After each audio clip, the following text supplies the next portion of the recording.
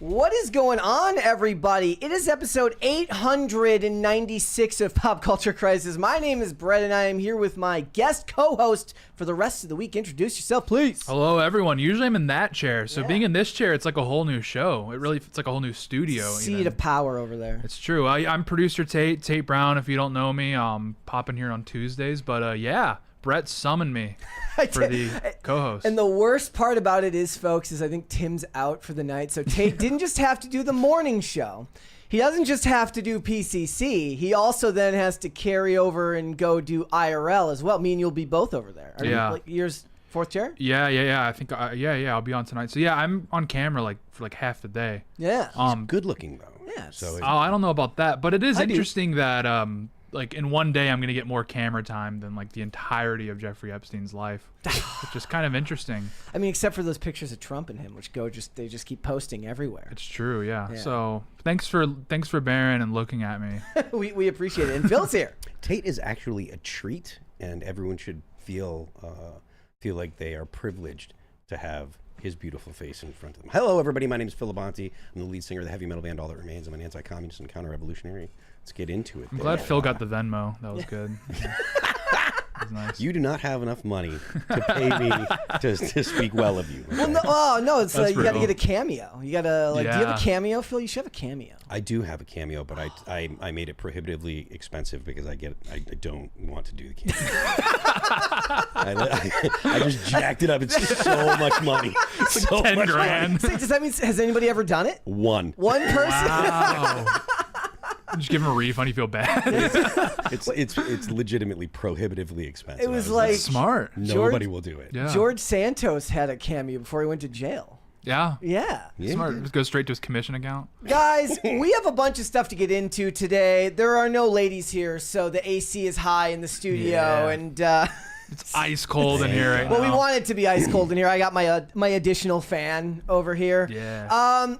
Mary once again said to me, she says, if we don't get 2 crisis parties, she's never coming back. And I know you guys would not want that. So you better get us to 2 crisis parties before the day is over, because what the hell would you want to do with watching me every day? It's not me you want to watch. So we will have to wait and see if that happens. So what are we talking about today? Well, one thing that we're going to be talking about is the Sydney Sweeney jeans campaign again, because the thing about these topics it's a good topic. Because it's a good topic. And for the most part, everybody, somebody makes some outrageous claims, some company does something outrageous, everybody picks their side, and then they move on to the next thing like locusts. I want to find out if any actual jeans got sold.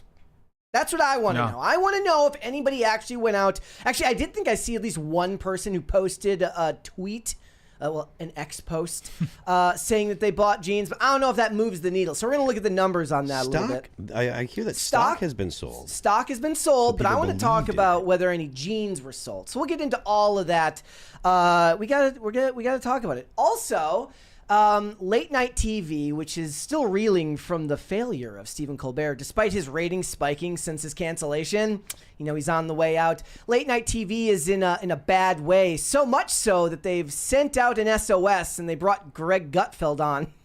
Jimmy Fallon, because they need something that can actually make them some money. So we're going to talk about that back and forth a little bit. We are also going to talk about the fact that a new survey has been done, and we do have a Gen Z here. We've got a Gen X here, and then I'm a millennial, and it says that Gen Z is choosing money over love, and that is unique to them and Gen X, whereas apparently millennials are still stupid and are like, you know what, I want to be broken and in love, and I kind of appreciate that. So we're going to talk about that. We got a bunch of other stuff. Yeah, the true romantics. Not like a website, but they want to be broke and married, I guess. So we'll get into that. We got a bunch of other stuff. You ready to go? I'm ready. Let's go. All right.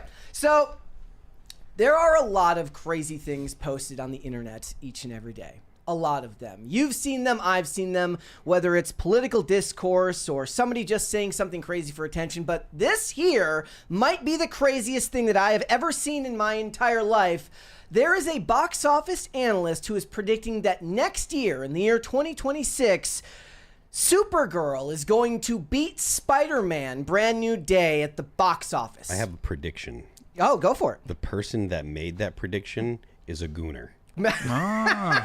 Maybe. That's no, certainly so possible. actually, no. So he has some logic behind it because he's drawing comparisons to Spider-Man Homecoming and Wonder Woman back in the year 2017. So if you don't know, Supergirl comes out on June 26th, and then Spider-Man comes out on July 31st. That puts them about 5 weeks apart.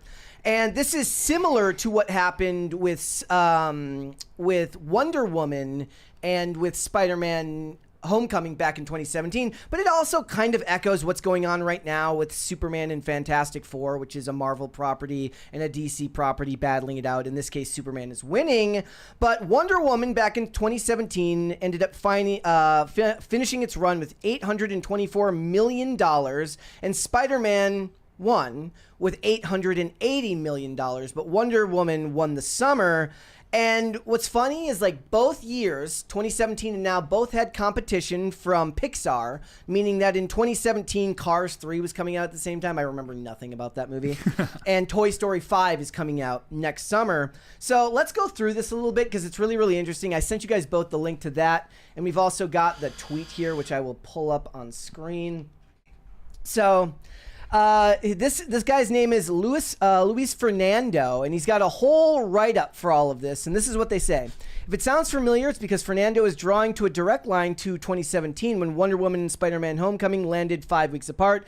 Gal Gadot's Diana, fresh off her Batman vs. Superman cameo, debuted with $106 million and went on to gross $412 million at the U.S. box office, beating every summer release that year. I don't know if that means that Spider-Man was just not classified as a summer movie, but Tom Holland's Spidey swung into $335 million. So what they're saying is that she beat it domestically, but not worldwide. He points out that Supergirl is in a similar position to Wonder Woman. She's hitting the theaters on June 26th. Her first solo film in 4 decades after the 1984 disaster, which made just $14 million. Then they mentioned what's going on with all of the stuff regarding Pixar. He believes that the secret to Wonder Woman's success was winning over women with 52% of the audience, which is true. I think the secret to her success was Gal Gadot. Yeah, well, I mean, they're saying, but more women showed up to that movie than men. Oh, 52%. Okay, right. So this is also true of what happened with DC with Aquaman with Jason Momoa, because women showed up to see him shirtless. And to be fair, they are bringing Lobo into Supergirl, so they do have that going for them. But the 2026 landscape is tougher. Theatrical windows have shrunk to just 45 days. Yeah, we're going to be talking about this tomorrow. Superman's already coming out on digital in like 2 days. And it just came out, like, not that long ago. Like, they're already cashing in their chips and saying you can buy it at home when it's actually getting decent holds week to week. But they go on. The audience didn't just show up once. They returned in groups and convinced others to come along. That kind of repeat viewing gave the film remarkable staying power. For Supergirl, the plan could be the same. Get the fanboys and the casual female moviegoers, while casting Jason Momoa as Lobo probably wasn't an accident. Yes, that's probably true. The moms will show up for that. Here's the problem. This is a lot of, like, box office analyst mishgas. It's Spider-Man. And you're not going to beat Spider-Man. Wonder Woman did make $824 million, but DC then went on to falter from that point forward, whereas the following 2 Spider-Man movies both made $1 billion each. Also, I was reading all this, and then I saw this picture. I'll show this to you guys. You'll laugh at this. I was like, they're talking about how Spider-Man is gonna lose at the box office. I'm like, well, there's Spider-Man on a tank. So no, it's not actually a tank. But the point being, you can't look at this image and tell me that there's any possible way that Supergirl, who has less pedigree than Wonder Woman, because Wonder Woman is part of the of the Trinity at DC, being Batman, Superman, and Wonder Woman. She's just CW show aside, she doesn't have the cachet. I have a counterpoint. Go for it. Supergirl's hot. No. I don't know if it matters. I think the thing is, Spider-Man brings in families, and families means more tickets sold. Fair. Yeah, I don't know if we're in the environment anymore where like a hot woman will turn out men to the theaters. Well, I mean, because they're not going to assume that the movie's going to be made with them in mind anyways, unless it's Sydney Sweeney. Yeah. Marvel is already using set photos from Spider-Man like this here. I'll put this and I'll show you this one as well. And they're showing lots of videos from what's going on set. So is this a new Spider? I mean, I know it's obviously it's Tom Holland. It's Tom Holland, and it's the same universe.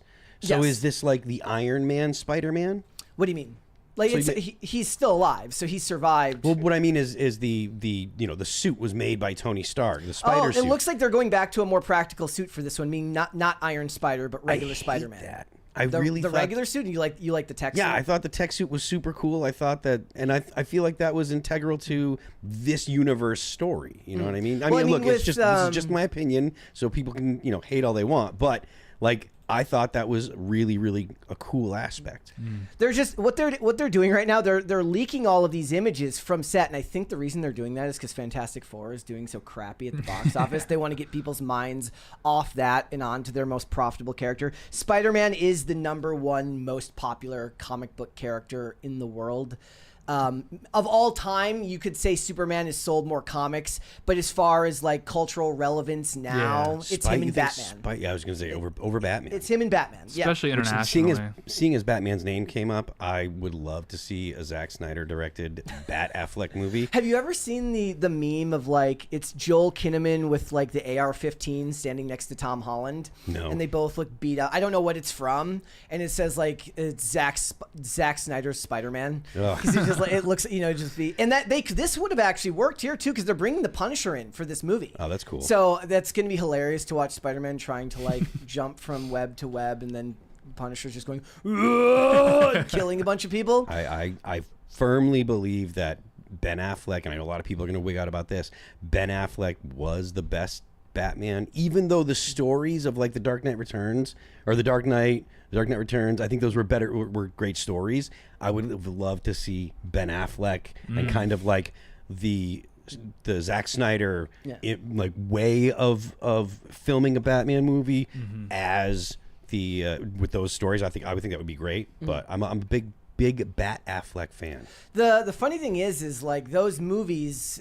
So with Superman finishing its run, it beat the Man of Steel box office internationally, but it did not beat the Man of Steel box office overall. So everybody's kind of moving the goalpost. I think we're going to talk about that later this week. I want to talk about how people are obsessed with box office numbers because people just aren't interested in the movies anymore. So they have to shift to something. We'll talk about it later this week. I mean, again, it's more interesting to talk about whether the movie does well than to talk about the movie itself. I don't care what anyone else says about when it comes to whether or not I enjoy a movie. Like if I enjoy it, I like it. And I'm a big fan of Zack Snyder's whole DC universe, except for Justice League. I think that was a miss, but even still, like I thought it like all the Zack Snyder stuff I thought was super cool. I enjoy every movie I ever watch. That's my problem. Like I get out and I'm like, yes. Well, you know what it is, right? Tim hates it. That's just positive energy, right? Just exuding positive energy. It's just going. I think it's just no media literacy. I think that's more what it is. No, don't let anybody trick you into that, man. Yeah, they're trying to trick you into saying that you have to be media literate. That's BS. You can interpret a movie however you want. 2 hours and you just get to do nothing. I'm like, yes, that was awesome. I enjoy that. I mean, look, 3 hours if you're watching a Zack Snyder, like the Snyder cut of what is it, the Man of Steel? Yeah. Oh no, it was of Batman versus Superman. Or you gotta take awesome.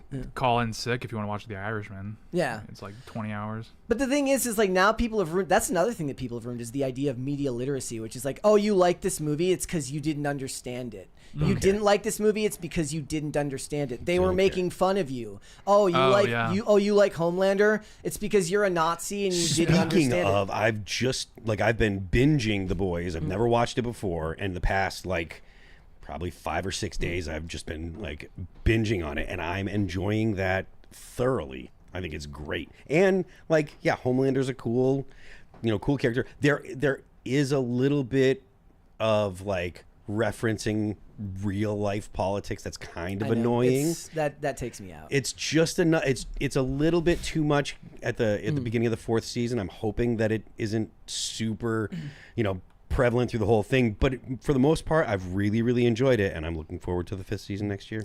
I think Spider-Man ends up winning because you don't need media literacy. You're he's gonna shoot some webs. Yeah, he's gonna save the day. It's gonna be awesome. And go to school. Look, the thing is, no, I think he's a grown up now. But the funny thing is look, he's just aura farming. In all the pictures, he's just aura farming. He's not. He doesn't have to worry about whether he looks cool because he always looks cool. And the thing is all the energy that I see online about this isn't talking about whether it's going to make a bunch of money. Other than this ridiculous take, which I'm sure this dude, to his credit, he came up with his own argument. He had some numbers to back it up. I think it doesn't take into account that comic book movies are in a vastly different place than they were in 2017, and these brands have been damaged, but he's got a take. The rest of it is like, it's all, luckily, they're focusing on the suit. They're focusing on the color. They're focusing on what everything's going on in these scenes. It's focused around the movie, the cameos, because the Hulk is going to be in it too. It's too bad that Mark Ruffalo is going to get some work, but I guess, can't do anything. He's I'm annoying. just kidding. He's annoying, but even like, well, I mean, it would be cool to see Edward Norton come back as the Hulk. I know, right? I think they finally put that one on Disney Plus, the Edward Norton Hulk movie. I do like that one a lot. That was a good one. But the focus is on the film, and it's not on the box office or the casting of, the actors. It's focused on the actual story, which is where actual excitement comes from, which I want to see. But I'm going to go ahead and say it right now. I don't make a lot of like set in stone predictions lest I ever be proven wrong.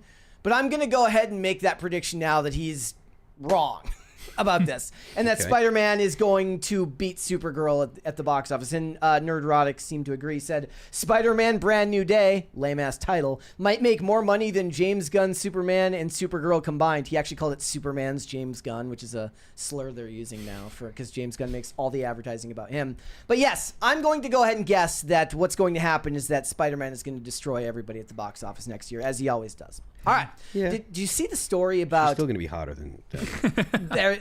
she's from House of the Dragon. You go watch House of the Dragon. No. Yeah. Oh, that's the Game of Thrones afterward, right? Sarah and I have talked about watching Game of Thrones. I haven't seen any of them. It's a long commitment. Yeah. Well, I mean, after you get out of work, you got an hour to kind of chill out before you go to bed. That's usually what Sarah and I do, like watch a show. All right. But anyways. Did you see the story about age verification? Yes. Yeah. The funny thing about this is, so it went into effect today, and the first thing I thought of when I saw this was like nothing ever happens, nothing ever changes, and that's, I think, verifiably true most of the time in politics, that nothing seems to ever change. Such as Phil said, that is what happens with power. But when it comes to YouTube, anytime they try to implement changes like this, it doesn't seem to ever work out well for anybody. And there's a lot of pushback going on right now. So what it is they're going to an age estimation model, and they're going to be using AI to estimate the ages, not, irregardless of what you entered for your age on there, which is hilarious that would be trusted anyways. The thing that I thought was weirdest about it is, like, if it flags you, and right now there aren't going to be, this is probably not even going to happen to you, I would be interested, if you're in the chat right now, if you are watching, let me know if this happened yet, like if you have had to deal with age verification as it happened today. But they're saying that if you do get flagged and you are over 18, all you have to do is either show a government-issued ID, a credit card, or a selfie. And those feel very different things. Yeah, I felt for a while, I think Congress is going to pass some sort of, they're going to call it like a data safety bill or something, and they're going to prevent websites from collecting IDs. This is happening now in a few countries, and I think it's just it's going to happen here. This is just going to be a weird blip where, I mean, because the point of this was to, like, initially was to ban porn access for minors, which is a really noble goal. But yeah, it's going to be really tough. I don't know. I mean, I always feel like with these major corporations, if they really wanted access to your personal identification, they could have it anyways. They could have it anyways. Yeah, but that's not that's like the same logic they were using during, like, after the Patriot Act got passed, and they're like, if you've got nothing to hide, you got nothing to worry about. Right, yeah. So it's like, I think this is just going to be a weird blip. I think because that's going to be a super popular piece of legislation whenever it's inevitable. They've floated it a few times. It just dies in committee. But I think that we've all given up the idea of anonymity, whether we admit it or not. There are people that still will say, I want to be able to be anonymous, and they'll say that I don't want, lists, etc. But I think that most people have decided that the things that they want to get in exchange for anonymity or in exchange for privacy, you mean for having their for putting their name out there, the things that they want to get are worth having their information available to marketers, etc. And when it comes to the government, look, the government, if they want your information, they will get it. If they want to come pick you up, they will subpoena it, and whatever company has the information, they're just going to hand it over because they're not going to fight the government in court. So that ship has sailed a long time ago, and I think that it's mostly boomers, Gen X, that are still saying things like, no, I don't want that, I want the blah, blah, blah, blah. But they don't actually behave as if they want that privacy. Well, is it more the idea that it's kind of like, yes, this is what I think should be true, even if I don't necessarily want to do it myself. It should be the option for people to not have to put their data out there. The argument is always, well, I want the option. It's kind of like the inverse of like when me and you were talking that one day about somebody put a bill through that said like to abolish the Department of Education. I said it's stupid because it's never going to happen. Egg on my face later, given everything that happened. But the point was, you said it's good because it puts the idea out there, and the idea dies if it's not there. People should still be putting the idea out there that your right to privacy is important. And people talk a lot about the idea of like an internet bill of rights, and that being something that would be good for the general public. But I don't know how we even implement something like that. Well, you're not going to get Congress to move on that because there are too many lobbyists and companies that would find that kind of legislation abhorrent to their or just detrimental to their business model, right? So they're not going to ever produce that legislation. So that idea kind of, I think, has also kind of like that ship has sailed as well. You do still have the ability to be anonymous if you want, and there probably will never be a situation where you can't be anonymous if you want. It will just be extremely rigorous to be anonymous, right? You're going to have to buy everything with cash, use only prepaid cards. You'll have to have a car that doesn't have a computer in it, so it'll have to be something from the 90s or earlier. It'll be very, very difficult, but people that are really motivated probably will still be able to do it. And the cat's out of the bag anyway. I mean, the estimate's over 50 million Americans have submitted for DNA testing, like through Ancestry DNA. And not only that, so it's like just and that means that if someone in your like, I would never do that, but my sister did. I'm going, so it's like. Yeah, if you have like they've solved cold cases through someone's cousin submitting the DNA. I was just watching a video recently about like the cat's out of the bag. It's like you can't. There's no possible way to opt out at this point. I mean, you can try, but if you commit a crime and your second cousin's, taking a DNA test, they will find you eventually. It's funny. Okay, so I was rewatching Reset the Counter, Person of Interest. The pilot episode, and there's a line in there where the character of Carter asks Reese for his name, and he says, it's funny, it seems like the only time you need a name now is when you're in trouble. Right. And I was like, at the time that it came out, I thought the writing was great, and I thought it was an interesting bit of dialogue, but I didn't actually agree with it because you do actually need your name for so much, which is kind of interesting because I was like, that's great writing, but it's not accurate.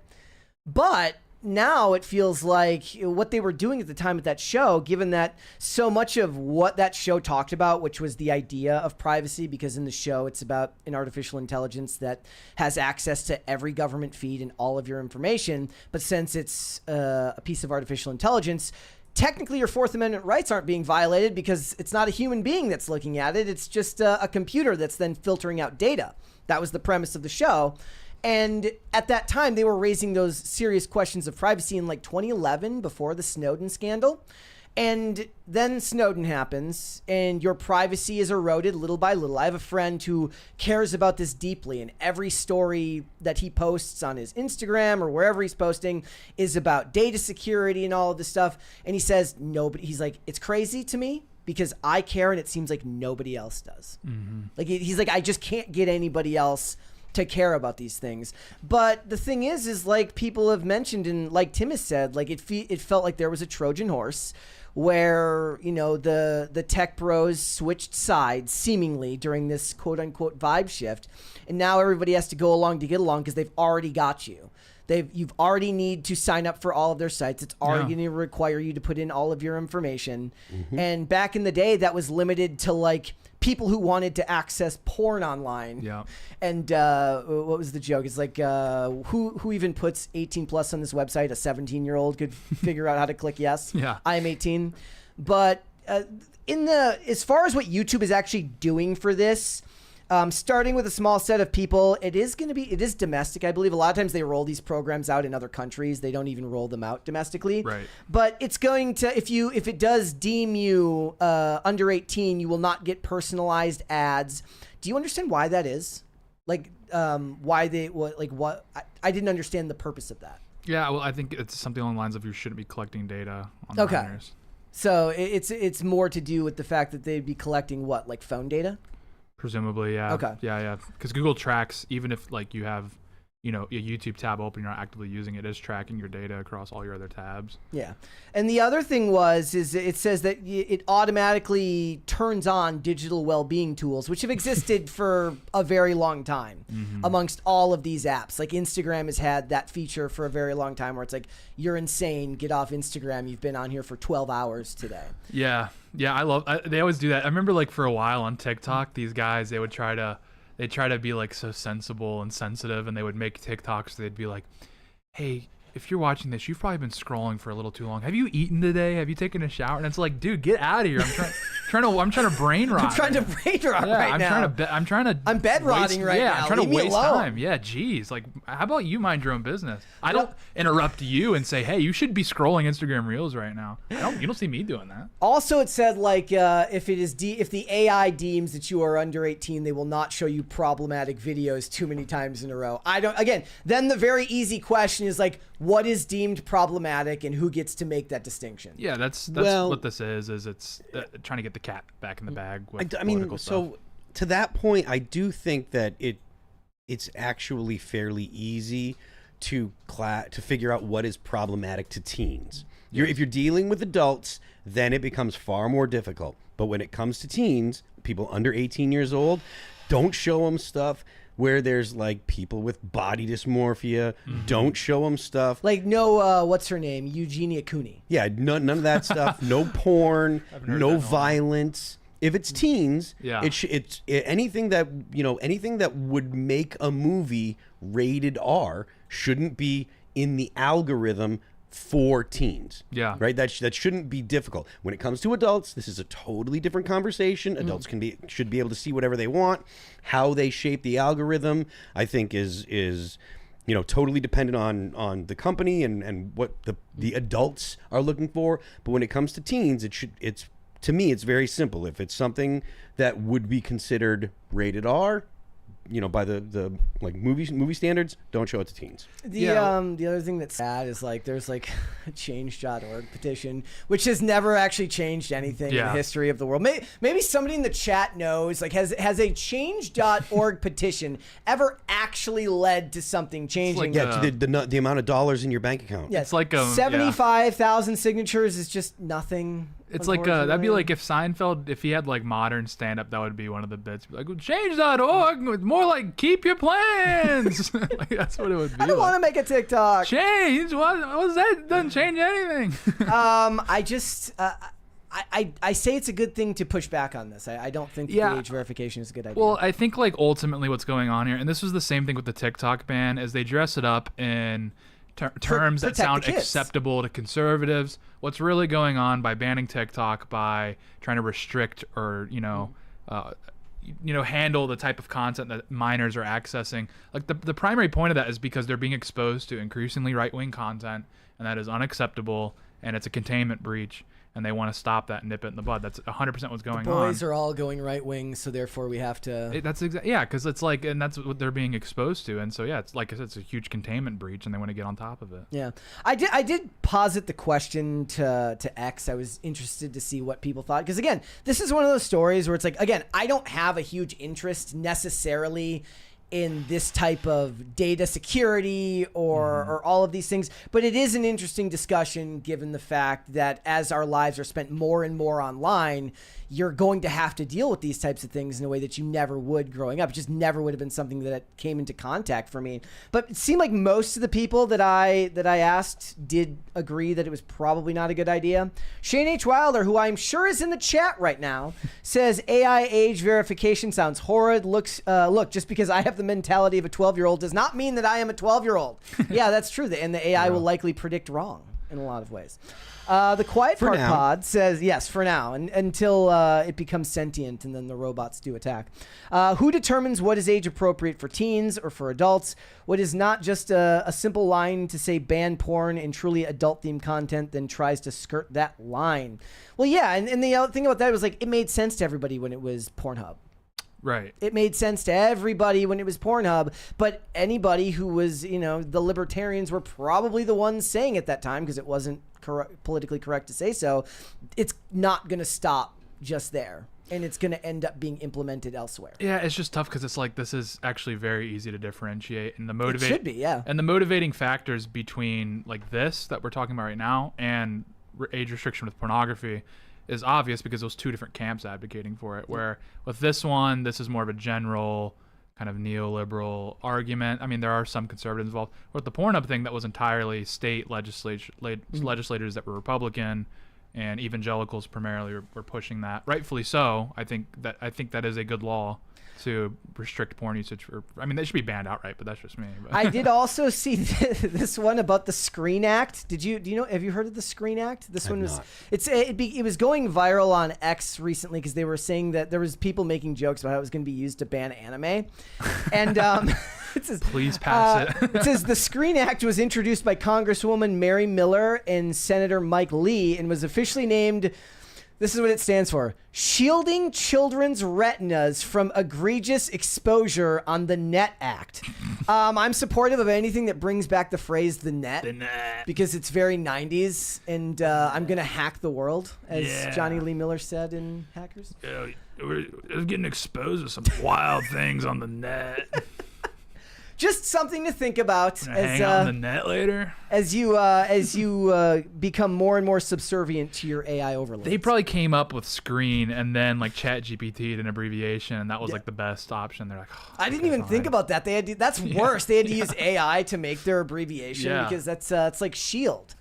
Like Shield in Marvel. What is it, like the Strategic Homeland Intervention? And I don't even remember the rest of it, but it's awesome, and that's the point.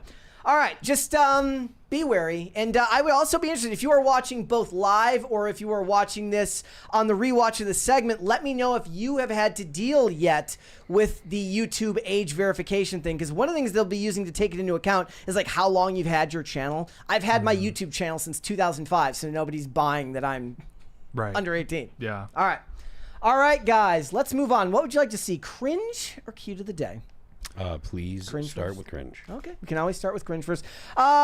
As always, when Mary is gone, all cringes have been submitted by my fiance Olivia. So if you have a problem with this, if this ruins your day, you should blame her. You should not blame me. Here we go.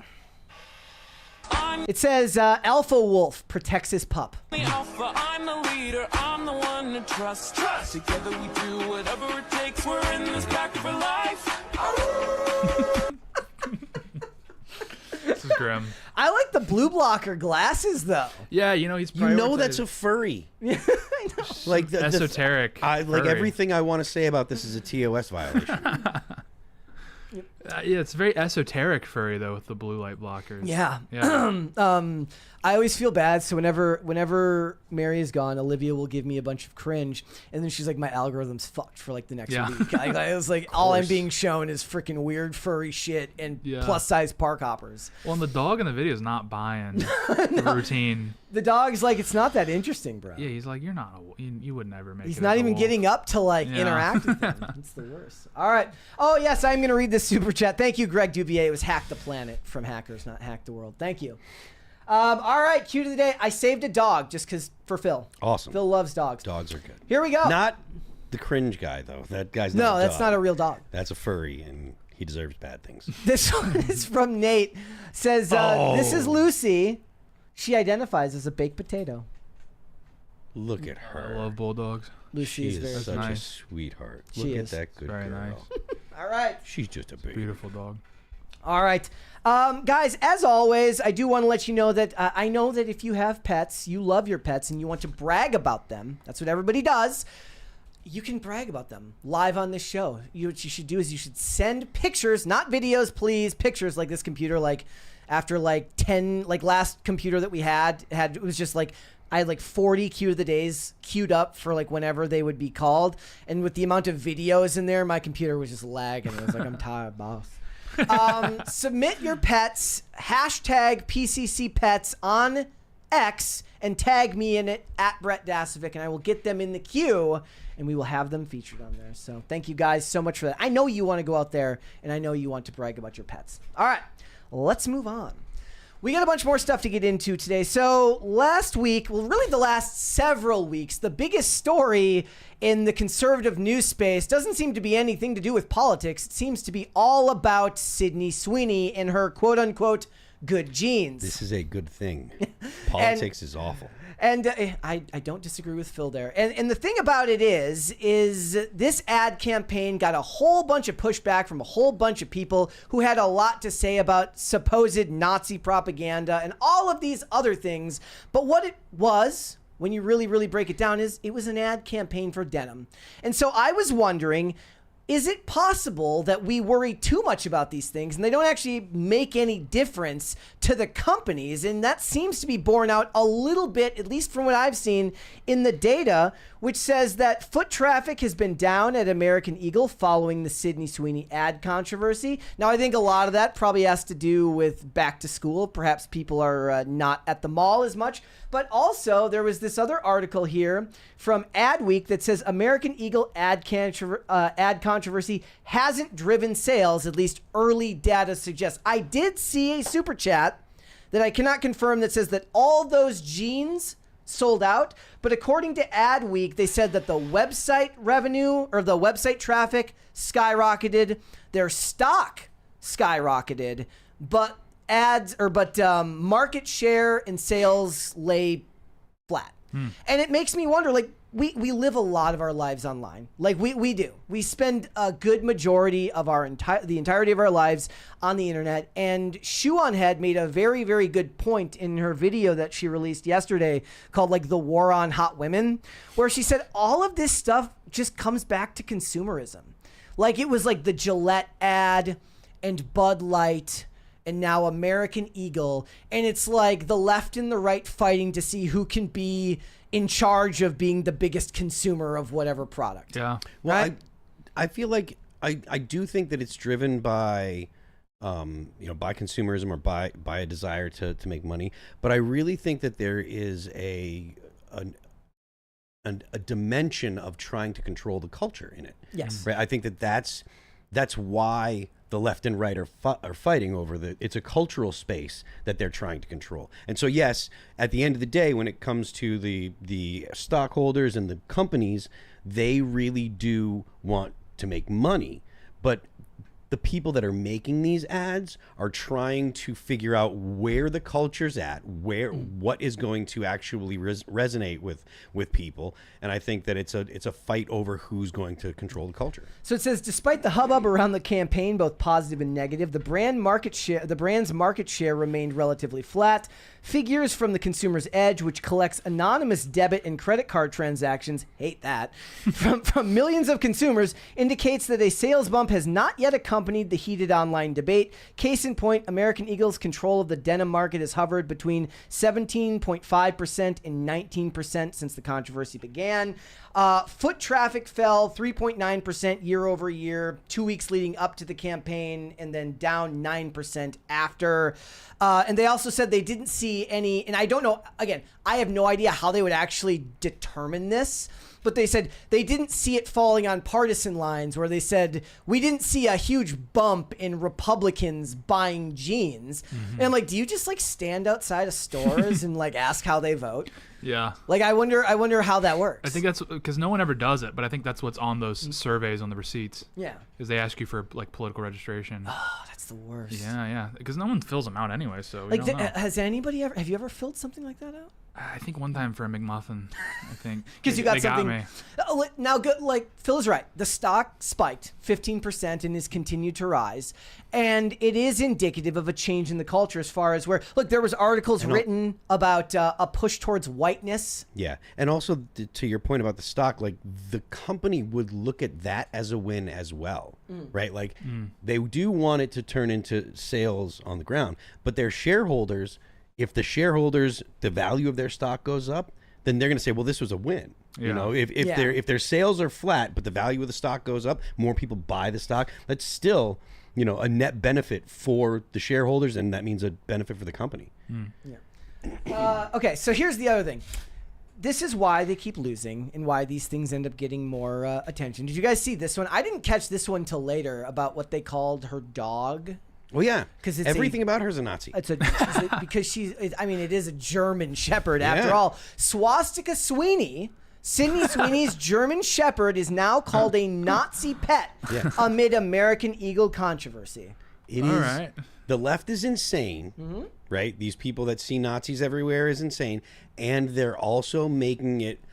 They're making it so that way the Zoomerwaffen doesn't care that they get called Nazis. I mean, I have been called a Nazi a million times since 2013, right? Like it has just been normal. Oh, you aren't a progressive leftist, you must be a Nazi. Blah blah blah. I get called a Nazi on X all the time. The only people that don't call me Nazis are the actual Nazis. They hate my guts because I don't hate Israel. But yeah, it's standard boilerplate garbage from the left, and it's probably not going to change anytime soon because the only thing they have is like, oh, you're the ultimate evil because you don't agree with me, and or whatever. And also there is a good part of, like, I was listening to Shu's video on the way in here actually, and you know, it is motivated by people that are like, if you're white, you're suspected of being a racist. If you're white and blonde, you're even more suspected. And if you're white, blonde, and blue-eyed, You're cooked. you're all,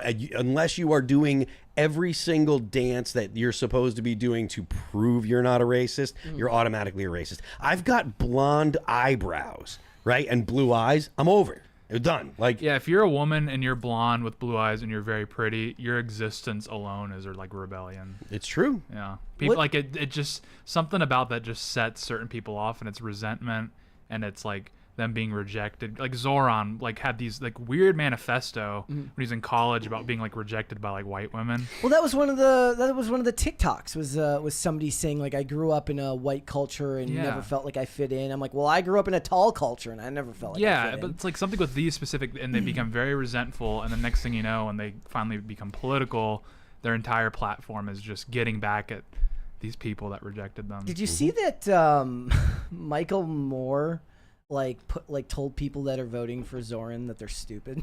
Michael Moore? Yeah. Well, he's like, because he's so good. I guess far left Michael Moore says like, you're like too far left even for me. Wow. Yeah. The other thing is, guys, is you know, only did you see this? 12% of people found the ad offensive. And then I saw something else that was really funny. It says like that there's an estimated 12% of women that are overweight, that are morbidly obese. Look, which Correlation, causation. which people make up that 12% is extremely important. Like the people that are, if 12% find it offensive and they're, you know, mild mannered and not on SSRIs and not depressed, no one's gonna notice. But if it's the wrong people that find it offensive, you're cooked. They're just gonna be making TikToks until the cows come home. Nobody cares. Like nobody actually cares about the I fallout think for like this. the overwhelming majority of Americans probably don't even see the ad or know about No. it. I mean, but that's how I feel about most things with politics to begin with, is like there is this political brain that gets that you grow from spending too much time in the space. And actually I think the best thing that's happened to me about like doing this specifically and then doing IRL like once a week is I get thrown back into like how my brain would have worked in like 2018. And I'm like, that's a dark place to be. You know, you mentioned 2018, and this is something that is illustrative of a phrase that you don't hear a whole lot anymore because it's kind of become, I don't know, maybe people think it's passé, but this is the result of critical race theory, right? You see her being a white person before you see her being a person. You see her being, and you see the whole ad campaign through a critical racial lens. Well, and I think for white people, it's like a defense mechanism because they're like, it's very rare that white people will weaponize race against minorities, but in this case, minorities and white liberals are weaponizing her aesthetic, essentially, that she can't help. Because and so a lot of white people are just on the They defense. also kept misinterpreting it, which is somebody pointed this out, and I thought it was really funny because I didn't catch it at first. All the TikToks were pointing out how the ad supposedly said that her genes were better, which she never said. No. It was that was literally just a Rorschach test that they superimposed, which means there's one of two camps there. One is that they misunderstood it because they're so politically brained that they fell into that without even realizing it, or that's even worse is that they're bad actors and they're misinterpreting it and hoping that you didn't check. People with a critical racial consciousness, they're white supremacists too. They just feel bad about it, or they're angry about it. Yeah, that's like oftentimes you'll hear you'll see a very resentful person, like a Zoran type, ranting about white people or talking about taking on white institutions, and I'm like, you would hear the same thing from a white supremacist. Yeah. It's like it's actually 100%. You're like, wow, we are pretty great. Thanks for the shout out, I guess. Yeah. There's a culture of guilt in this country that runs rampant from a lot of but the thing is, it's not even just the politically brained. I think that's been kind of ingested by the general public as well. Even somebody who doesn't necessarily think a lot about politics, like a middle-class white person, might have ingested this just by virtue of the media that they've consumed over the last 15 years, and they've never taken the time to really sit with it and wonder why it feels that way. So you'd watch old TV shows, and you'd see the jokes. The one I always give the example of is in the show Arrow. There's a scene where Oliver Queen throws like a jail party. Yeah. Where all the rich people dress up as if they're in jail, and John Diggle, his bodyguard, who's black, goes, "White people." And he's right, and it's funny, but the point is that has been internalized even farther to the point where they make that joke. They go, white people, but it's not done in like a playful, joking way anymore. It's done in a combative way. Yeah, I mean, look, like I said, it is the result of people having a critical racial consciousness. When you see the world through a lens that puts race before everything else, you end up making more racists. And it's not... And they win by virtue... If you now focus on it, if you go watch a movie and you're like, this character looked this way, this character looked that way, the ones who care the most about race win because now it's on your brain too.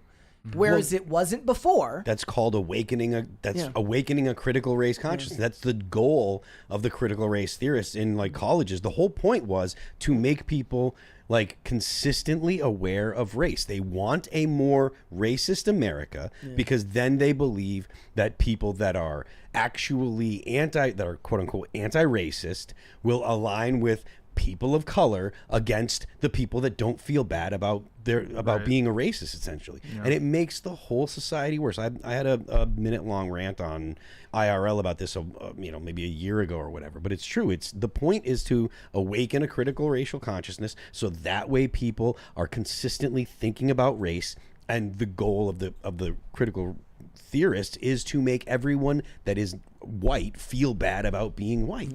Yeah. So it says only 12% of Americans said that they found the ad campaign offensive, while an overwhelming majority said that it was clever or didn't have an opinion on it one way or the other. That's the society we need to re-embrace.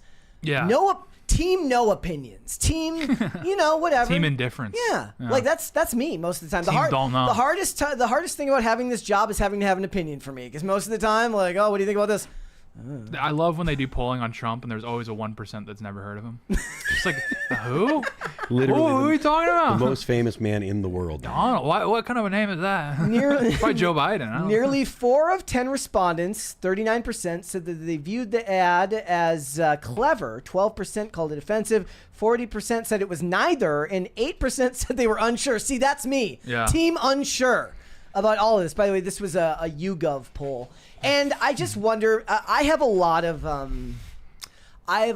exhaustion when it comes to this stuff. It's like, what's going to be the next thing that we have to complain about, or what's the next controversy going to be that everybody has to get in line with and start talking about as if it's the end of the world. It was Gillette however many years ago, and then it was Bud Light. Now it's something like this, and the controversies are just going to go on until the end of time. I just talk about how I would look back, and I remember hearing somebody talking about the war on Christmas in the early 2000s, and I'm like, bro, it just never ends. Yeah. It's just going to go on forever.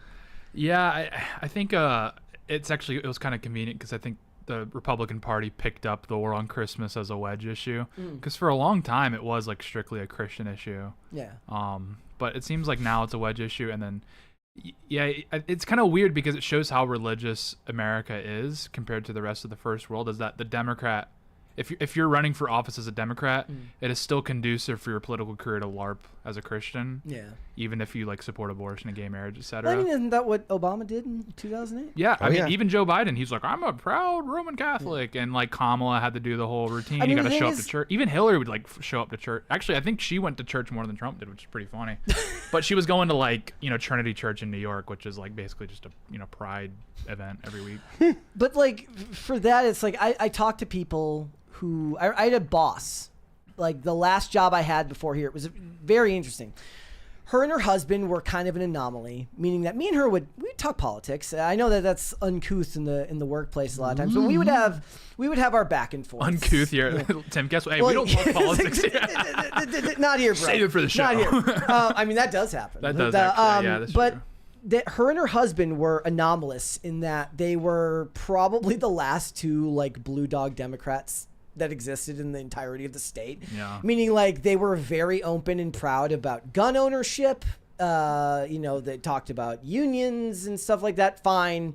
But in general, they were like, oh, Joe Biden is a Christian. And I'm like, On a technicality. but I was just like, that was my first exposure to like abortion matter as a discussion point matters to a sect of the population. But a lot of people who would label themselves Christian aren't going to necessarily take that stance because they aren't right.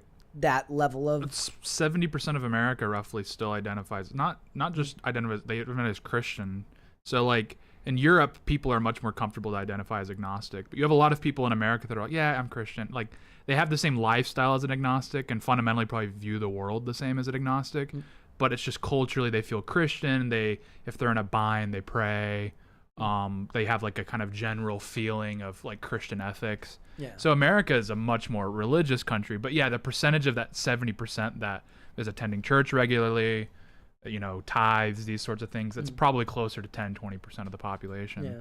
It's just, it's very interesting because I was like, at that time, that was my first exposure to people who took abortion very, very seriously. Like as somebody who grew up, went to church on some, after my parents got divorced, my dad started making me go to church more, which I always thought was hilarious. I was like, you get divorced and now you're punishing me. Yeah, right. Love him for it. He wanted stability. He was trying to, It's a very Henry VIII move. he was trying to give me something that he might have felt that my life was lacking at the time. Fine, whatever, that's good. But the point is even at that time, I don't remember abortion ever being an issue that people talked about. Yeah. Because like in Minnesota, in the cities, nobody would talk about it, and you just kind of understood that most of the people that you talked to probably were okay with it, and you didn't start seeing like the every life matters, like I had a heartbeat at this however old signs until you exited the city and you were in like the outskirts of the state. And then you would see a lot of the pro-life banners, which you see a lot of here. Yeah. If you leave the city, if you go past Frederick, Maryland, and you go to the outskirts, or perhaps if you're in Pennsylvania and you go like past Gettysburg and stuff like that, you'll start seeing those signs more on the side of the road. But now it feels like these issues have been forced into the public spotlight because everybody has to have something to argue about online. And in this case, like, well, we're not arguing about abortion this week. We're arguing about Sydney Sweeney's jeans, Right. which is insane. Good Yeah. genes. Great Exactly. genes. All right. Speaking of people who are going to be arguing about stuff, let's talk about Greg Gutfeld and Jimmy Fallon. I'm surprised they didn't argue. Did you guys see that Jimmy Fallon had Greg Gutfeld on his show the other day? It's funny because Stephen Colbert has been canceled and is enjoying the best ratings he's had in years since the cancellation, as people kind of hold on to something that might have been if it wasn't for the fact that he was canceled. But all of the late night hosts feel like they're on edge, and Trump has done his best to also kind of poke at this by saying like, hey, you Fallon, hey, you Kimmel, you guys are next. And Fallon had Greg Gutfeld on. It was the most boilerplate softball interview. I made it through 4 minutes of them talking about some bar they ran into each other at like a gazillion years ago, and it spiked his ratings higher than he'd seen in years. It said that he had a multi-year high, drew 1.71 million viewers, and the share increased during Gutfeld's segment for literal fluff. Nothing. Yeah, I mean, he froze out half the country, so it's like, of course your viewership's gonna spike. Yeah. I mean, I'm kind of surprised it didn't spike more than that because, yeah, I mean, I remember it wasn't that long ago when Fallon was still considered a fairly neutral product. And I remembered, like, in high school, even, like, middle school, I mean, very conservative family. We would watch Fallon because it was I like... hate him less than Kimmel because he doesn't cry as much as Kimmel. Well, Fallon comes across as like an empty husk of a man. Yes. So that's why I like him because I like people like that. Because that's what, like, literally your job as a late night host is. You're literally just an empty vessel for writers. Like, you can tell Kimmel genuinely is like down with the cause. Yeah. Fallon doesn't know what's going on. I don't think he has a soul. It blows my mind that Kimmel is down with the cause when you think back on like the Man Show. Sure, yeah. Like the Juggies and girls jumping on trampolines and they like all evolved, like Stern evolved. well, like not that. all of them because I mean Adam Carolla didn't. Well, Carolla, yeah. yeah, but he's the exception, not the rule, and he had to go make his own way. I mean, I get so much flack for this, but it's just true. It's like if George Carlin were still alive today, he would be doing like, oh, these people, they think the vaccines are bad. Like, what's wrong with you? And it's like, and it drives people crazy. I'm like, because that, if you, you track with everyone else from that generation of comedy, and they were like, aggressive or whatever, but they just naturally evolved into, just kind of generic lib. Yep. So the most viewed clip that they had was 916,000 views. That one with Gutfeld. The next best was like 400,000, and it got me to thinking. It's like whenever these guys falter, the Kimmels, the Fallons, the Colberts, they're like, well, maybe you shouldn't preach to the audience, and everybody gets that image of who was the one who had the vaccine, the dancing Colbert. Vaccines behind him? Was that Colbert? I don't watch much Gutfeld, but they get into plenty of politics. In there, like at the very least, culture war. Yeah, I mean, and like the thing with Fallon is his show isn't nearly as preachy as the other ones. Yeah. Like Colbert, Oliver, like it's actually like they're doing a monologue. They open with a monologue, and it's purely like Fallon. Like he'll take a jab at Trump, and it's like just obnoxious. But he's never sitting there like talking about a bill like Colbert will. So like Fallon's probably the only show that could be saved because Conan's gone. Fallon is the only show. He lost when he did the Haiti thing. Yeah, because because Fallon's like his show. Not him himself, but the Tonight Show is an institution in and of itself. It will draw star power. Well, then Jay Leno was like criticizing them for like shutting out half the audience, for being like, you guys are dumb. And then Letterman fell down on the other side of the issue and it was like, no, CBS is evil for canceling you. And I'm like, bro, just do the top 10 list. Yeah. Well, that's the thing is, so if Fallon does like open up to the rest of the country, like with his bookings and his comedy and that sort of thing, people forgive him. Yeah. Like Colbert can never do that. Not that he ever would. Kimmel can't do that. Fallon, like I said, because he's kind of just an empty husk. Like we don't know what he believes.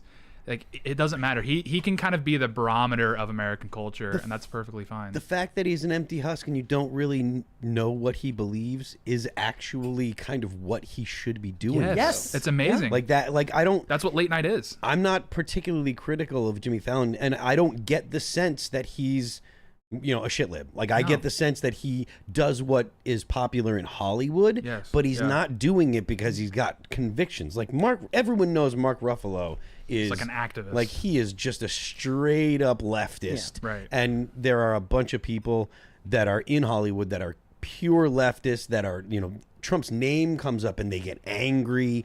I don't like Fallon doesn't come across like that. Did you see that clip the other day? What was this lady's name? I had it pulled up and then I think I deleted it because it was so irrelevant. Some lady from Bravo who was like, you shouldn't be like white Trump supporters shouldn't be able to eat at Mexican restaurants. Yeah. And then she's like, you should be banished to Cracker Barrel. I'm like, sign me up. Yeah, that sounds I love Cracker awesome. Barrel. Yeah. Look, I'll get a piece of meatloaf right now. Yeah, just so long as we can agree that Taco Bell is white people food, that it's not actually Mexican, ours. I'm fine. It's amazing food is what it is. It is. Mm-hmm. It is. But those people, and to be fair, that's like a podcast. A podcast isn't the same thing as late night. Like what you said, carries a brand name, is an institution. Like Leno was Leno, but the Tonight Show was the Tonight Show, and the Late Show. The host is rarely bigger than the show. And they should have brought. I mean, but the thing is Leno and Letterman were like maybe not bigger than the show, but they built huge brands off the shows so that they could, spiral off into whatever. So that Leno could buy 10,000 cars and Letterman could go work for Netflix.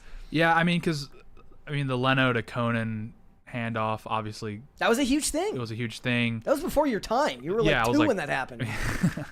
But I remember when the show transitioned to Fallon, and it was obviously different, but it was still a really big show. Like 2015, Jimmy Fallon was crushing. And I think you're right, Phil, about like they're supposed to kind of be like there's a tone to what they're supposed to do. It's like when you have one of these singing competitions. There's the judges, there's the contestants, and then there's the Carson Daly. And his job is to not be there, but be there. Yeah. Which is like, I remember watching this clip where he's like, great job. Terry like, Crews does that now. Yeah. And he's great at it. Ryan Seacrest. And their job is literally to seem like innocuous as if they weren't there. Yes. They're like, they say, great job, guys, and then they hold the mic to you. They can carry the show. They can move you from segment to segment. Late night is kind of on a similar path, which is like a great observation. It's their job to move you in a certain direction with whatever their 200 writers funded by USAID tell you to do, but they're not supposed to stand out in the same way. That's a like Craig great Ferguson had a great delivery. Even think of Norm Macdonald on Weekend Update because it was comedy. He had his style. He had his thing. But that's not the same thing as like an actual late night show. Conan kind of had that with his deadpan. Yeah. Yeah, he kind of had his own particular style that I don't think could be like you can't swap Conan out for someone else. Fallon, you can swap him quite easily. And but yeah, I mean I think that's kind of a value of someone like Fallon where it's like a waiter. I don't want to hear my waiter's opinion. Just bring me my food. The same thing with Fallon. It's like, I don't want your opinion. Just bring me your funny bit where you make, Jennifer Aniston, do the Chubby Bunny challenge or whatever. Just deliver that, I bet you if you look back, there's probably infinite evidence of Fallon actually being the shit lib. It's just that he feels like an empty husk, so it doesn't matter. I don't want to know. Yeah. It's just, and that's, it doesn't matter, It doesn't matter. And for me, it's never mattered. And I think part of that is like, I fried my brain a long time ago, so I forget things. I know the actors that are like the worst of the worst, but none of like specific examples come up. So like when you mentioned Mark Ruffalo, I watch The Hulk. I watch Mark Ruffalo as the Hulk, and I know he said a bunch of crazy shit, but I don't remember exactly what it was off the top of my head. I watched something with a Wendell Pierce or a Kirk Acevedo or any of these actors. I know that they're shitheads, but I don't know what they said specifically, and I prefer it that way. Yeah. Like. Yeah, I mean, that's the thing with Fallon, really. And late night TV is. There's something of value that I feel like we're losing without like there's something about dragging these bums, these dumb celebrities out, and like putting them on camera and making them do these dumb games. There is some value to that because it kind of like it humanizes them in a really weird way where you realize, oh, these people are psychos. Or what's the shows like the Jennifer Hudson show where they have to do the stupid dance out to the stage? Yeah. It's just a humiliation gay ritual. White guys acting like black women. Yeah. Like, it's the worst. Oh my gosh. And late night is dying off anyways because it's relative to a bygone era. The reason Gutfeld does the numbers that he does is because it's on Fox, which is full of people who are cashing in their AARP cards for... Yeah. And that's what it is, but it's not like there isn't preaching there. Yeah. You're just preaching to more of an actual audience, whereas nobody's watching Fallon or any of that stuff because they don't ring true with the general public. Mm-hmm. I mean, yes. I mean, that's what we're seeing here is Jimmy Fallon's breaking glass in case of emergency. And he's the only guy that can pull this off. Like, so? Kimmel can't bring Gutfeld on and turn it into a debate. No, and if Kimmel did it, he'd start crying. Kimmel would be offensive to him. It would be you're the enemy. He wouldn't treat him as a guest. He'd be treated as opposition. Fallon brought him on, and like they almost came off as old friends because they had somehow, for whatever reason, I don't know how much they interacted with each other, but they clearly ran in the same circles. So Fallon very much came off as someone that was non-confrontational. It's just like, oh, they're bringing him on. Okay.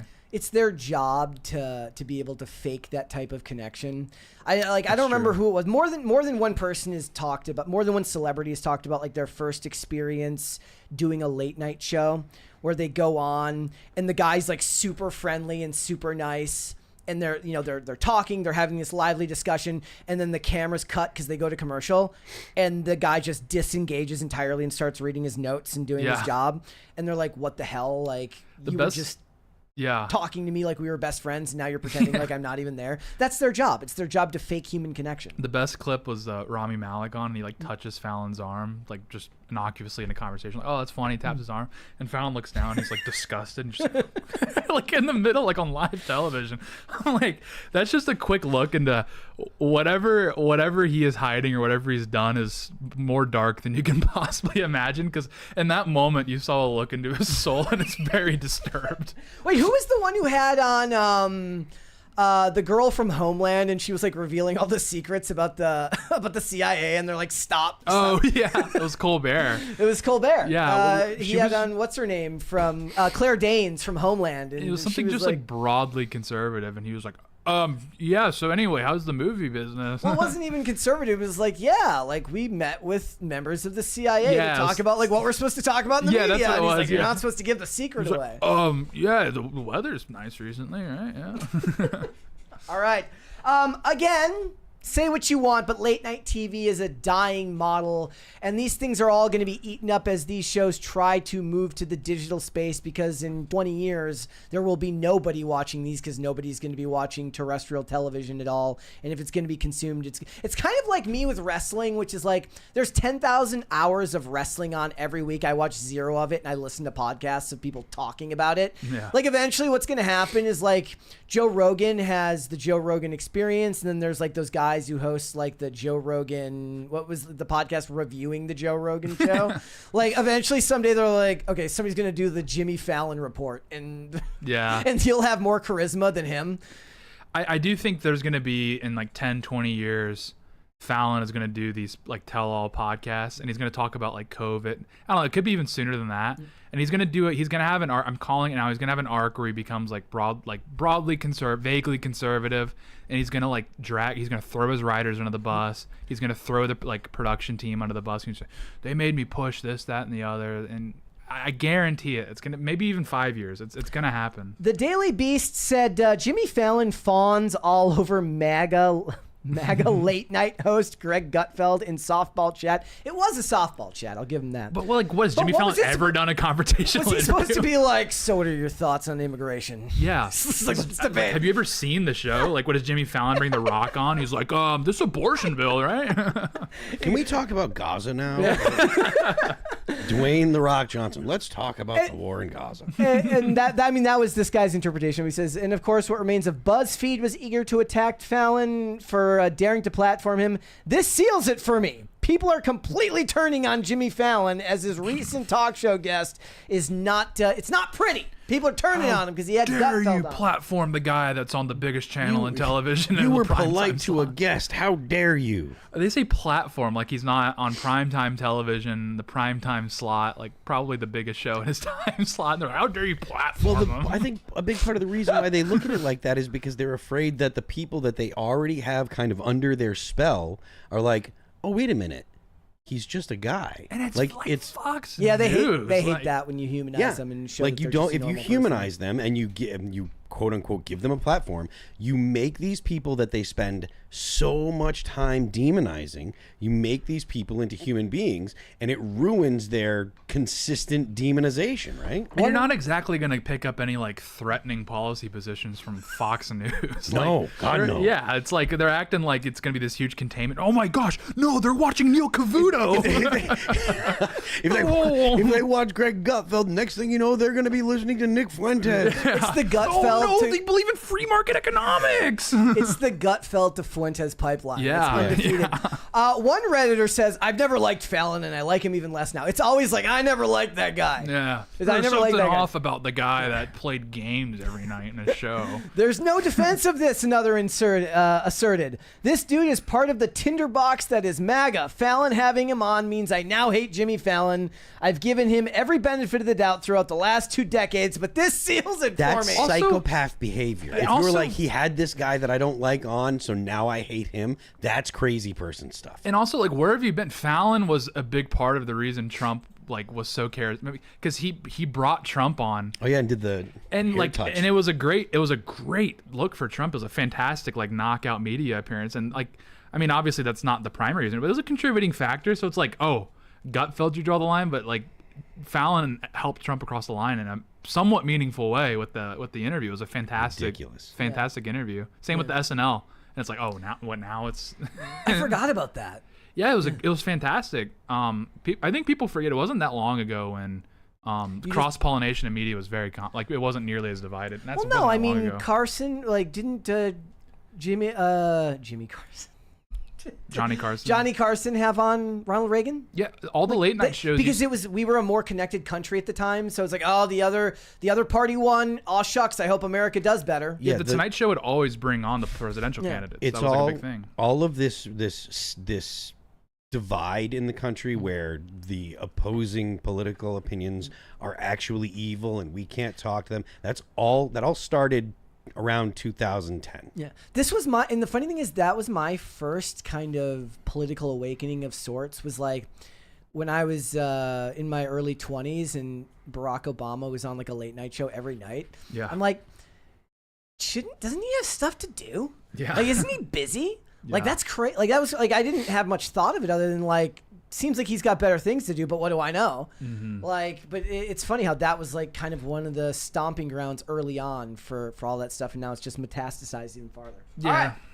All right, let's move on. So, this audience here, from everything I've looked at in the data, if you are watching the show, you are likely a millennial, an elder millennial, or Gen X. But I just saw this article the other day. A new survey says that nearly half of Gen Z would pick money over finding love. More accurately put, they would choose financial security over finding love. So it says a stunning 46% of Gen Zers, or I'll give this to you guys here. Oh, go ahead. They would pick financial security over love? They would pick long-term financial stability over romance, and close to 1 in 3 said they'd even take a former partner back if that ex got rich.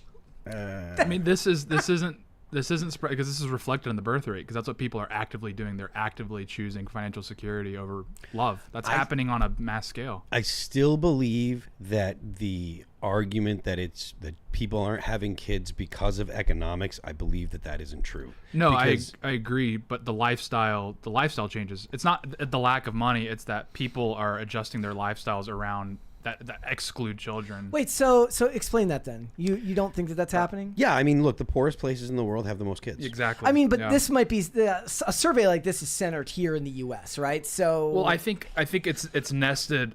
It's not that people are broke, so they're not having kids. It's that the lifestyle that you have to have in America in 2025 is not conducive for children, and children are very restrictive of that lifestyle because it's about going out and having time to vacation and these sorts of things, and then also it really primarily affects women because women are working. I mean, that's the thing no one wants to talk about, is just the birth rate primarily is affected by women's participation in the workforce. So the June 2025 survey asked Americans how money shapes their dating habits. Gen Xers were even worse.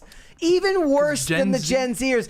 It says 52% said they choose money over love, but Gen Z wasn't far behind, as I said, 46%. They've got a number in mind, too. 1 in 10 Gen Z women say their ideal match should be making $200,000 or more, and most won't settle for anything less than $80K. This is proof that disgusting. Gen Z is just a supercharged version of Gen X, and I'm like, you can look at all these different behavior, because it's clear that Gen Z was primarily raised by Gen X, because there's a lot of behavioral, and that gets missed too, because most people just say boomers.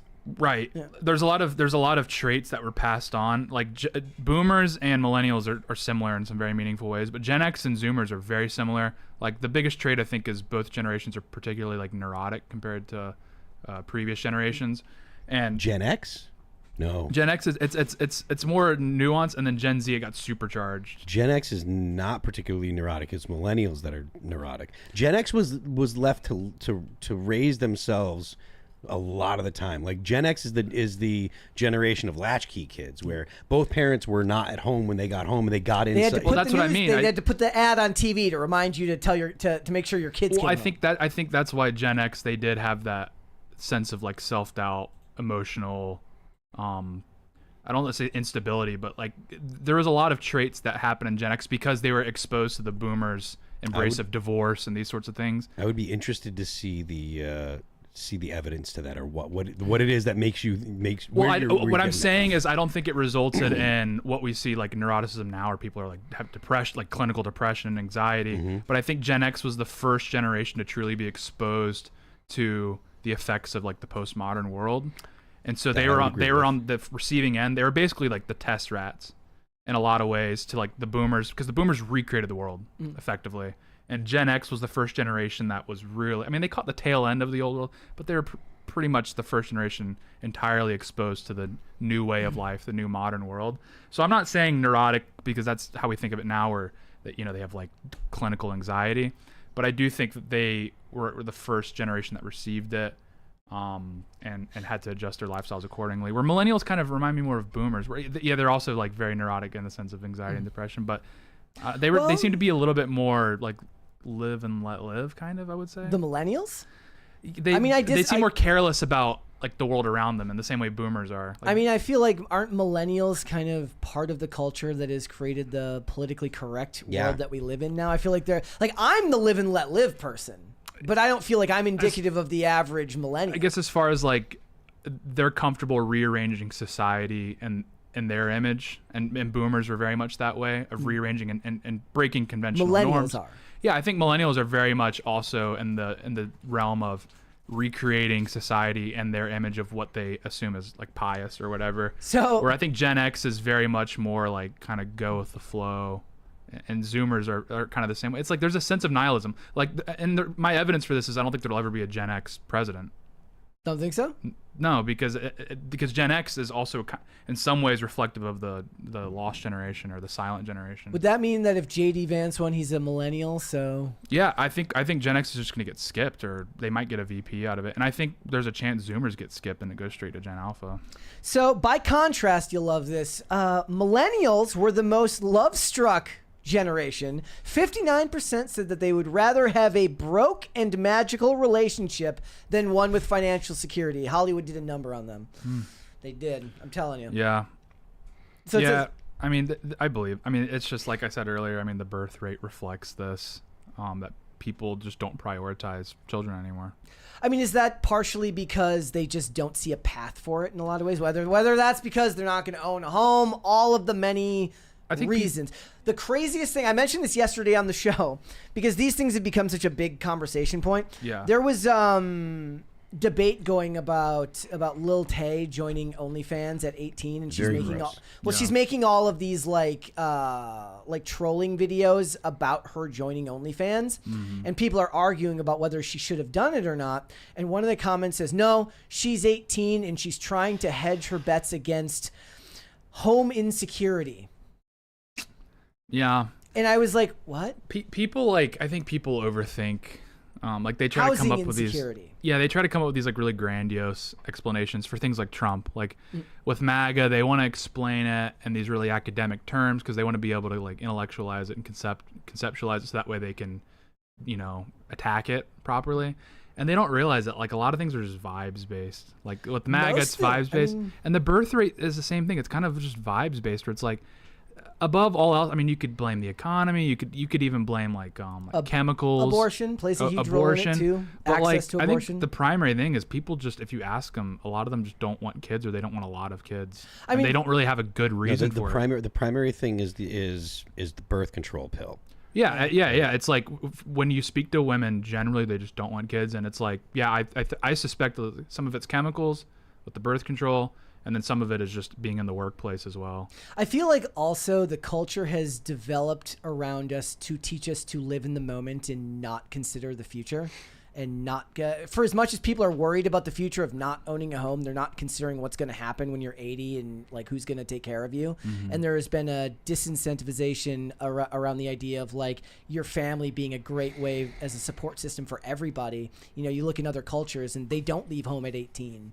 And they don't move out right away, and the family stays together until people get married, and there's a lot of support around that. That's like a really American thing, and it descended from like our very like Calvinist roots of individualism.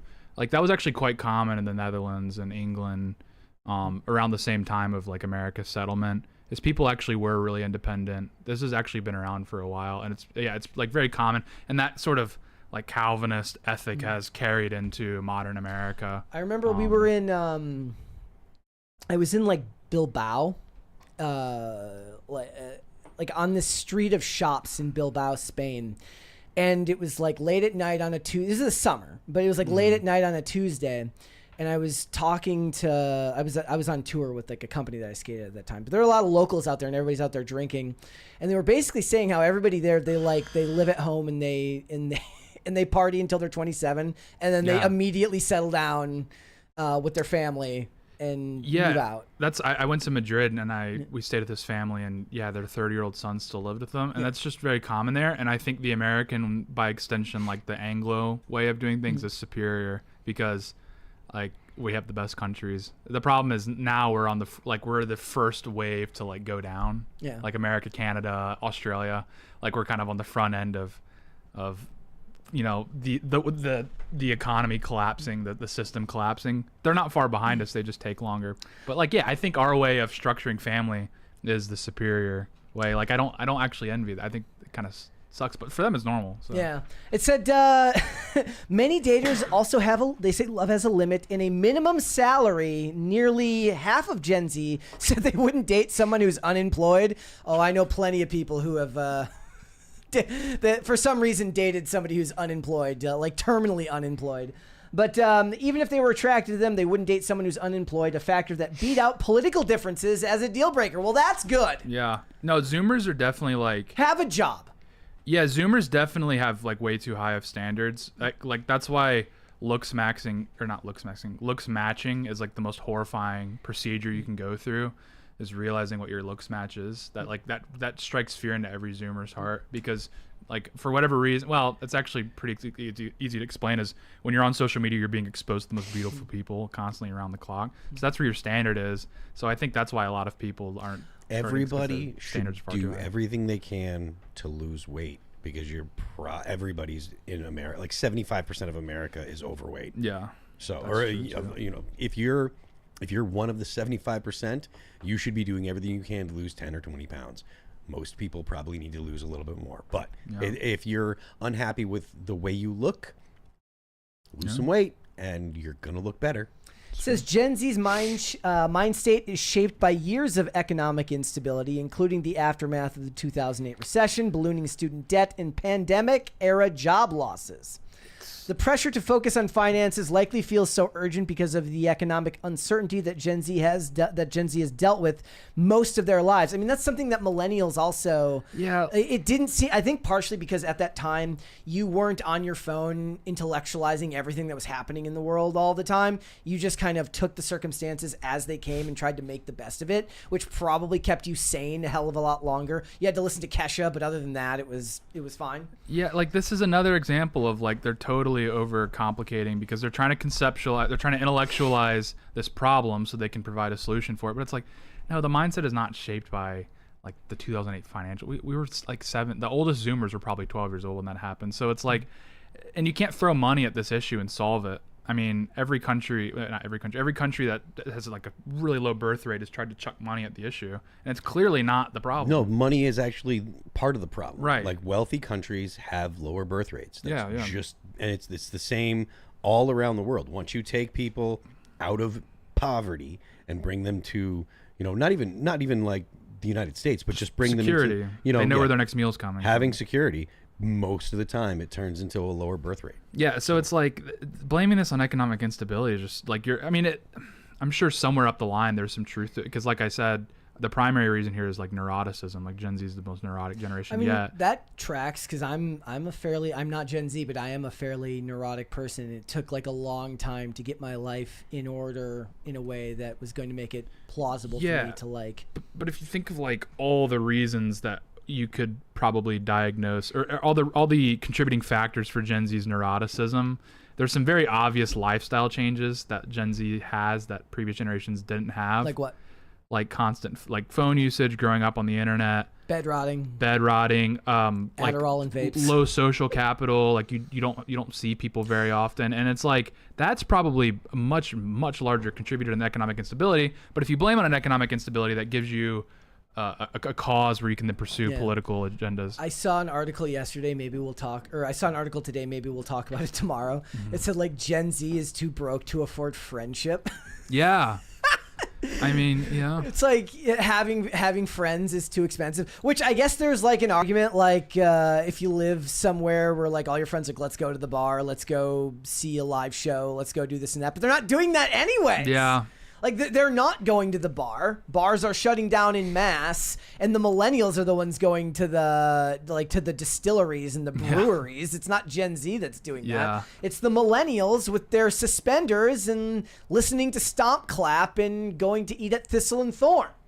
Yeah, I guess I'm just tired of GDP brain. Like people have GDP brain and they want to attribute every problem to like something to do with the economy, something to do with finance. Do you think it's because it's GDP brain, or at least anything that involves that level of data gives you a bunch of bullet points to point at and say this is why? It's easier to quantify down in some type of pseudo intellectual way. Yeah, well, and it is vibes. It gives you that's true. It gives you hope that it's like, okay, if we solve these issues, then we can get out of this.